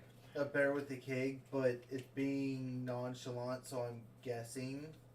No, It's- it is charging into camp You can hear it from about an eighth of a mile out. Yeah, but it from doesn't up the seem bluff. it doesn't seem too interested in anything else besides showing off its keg. It's not breaking shit. We're gonna call it good. Pretty much. Roll an intimidation check. I'm Roll the paying willpower attention check. too, so It's just a straight 20. 13. 11. Okay, that thing looks fucking pissed. I got a 15. same. You They're fine. are laughing. You are laughing. You're like, what the actual? We're not in Carrington to Gale anymore. Is going on here? Darby dear, fall over from actually like having kind of strained my back just a little bit going down the hill at that pace with a huge keg on my back. Sure. And The kind of sand just fall going out flat. from underneath yeah, you. fall flat into the sand and just go. Knowing very well that I should not go back to my normal shape until the keg is off of me. And that's when I walk up and I'm like, huh, must be a gift. So I start unloading the keg. I shout out beer, and then I presume. How far behind are you guys? I'm literally right behind him. Well, he Yeah. went dashing down the hill. Yeah, Did he you went to go prank War up bear. to a gallop Yeah, sure. I went for down a the gallop hill? down I the got a hill. player's handbook. There we are. What's How a about few how about scrapes? you, Calestra? I am definitely at a full trot behind him. On my dashing my way into camp. Obviously, since he's in bear form, I'm trying to keep up with him just in case anyone sees bear and thinks kill. So I'm trying. I'm mad Okay, so galloping. a matter of inference suggests to all present, if they hadn't noticed before, that the bear is in fact Derby. I was just trying to wake everybody up. And with the beer having been unloaded and arrived, and then actually that frame doubles as a stand to put the keg on wherever you happen to be, so, set up. We're gonna go ahead and, are you gonna wild shape back? Or? Yeah, I'm going to wild shape back once I'm unpinned. Right. And we are going to actually finish the session right there for the evening. Yeah, I groggily wipe the sleep out of my eyes and take their horses, and I slept with a very large water skin to warm it for when they got back. Aww. So I give the horses some warm water and wipe them down. And lead them back to the rest of the horses. Drink Alright. a beer, fill everybody in on what happened last night or throughout the evening. Yeah. Okay, we'll actually leave that for roleplay for the next session, Right on. and that's where we will start. It will be approximately 2:30 in the morning. No problem, I've got herbs for that. Well, I'm glad I've been Right? asleep. On my list of things I procured from the apothecary was a pound of old toby. All right. And with that, that will be our last for this evening. Thank you guys all so much for everybody who joined us, particularly if you made it all the way through those extra long breaks this session. Next session, we have a very special St. Patty's Day episode with John here running a... What was the name of that? It's a one-off? I've decided that we're going to do a Leprechaun's Ball one-shot. Nice. And there will be a group of sprites of courtly manner, each with their own fen. So this should be up for some interesting hijinks, jokes, and tomfoolery for an evening. I don't know if you guys are down for this, but can I make a suggestion that we use the Heroes Feast handbook to craft ourselves a feast for that one in particular, since that'll be our first holiday episode? Sounds good to me. Yeah, I'm down. Send me It's my birthday ingredients as and well. I'll grab parts Pardon? and we can pop It's my birthday episode as well. Oh, huzzah! Happy birthday to Jordan upcoming. Yes. Yeah, Patty's Day. And that St. Patrick's Day session will be next Sunday. Yep, Yeah. next on the Sunday. 19th. On the 19th. So, thank you all so much for joining us. Thank you again to Feslyan Studios, Reptiles, Rare Earth, and all of the people who like, share, subscribe, comment, and boost our weird little production. We love you guys. Have a great night. And always live Prosper. long and prosper. Oh, yeah. Live long and prosper. Live long and prosper. Bye.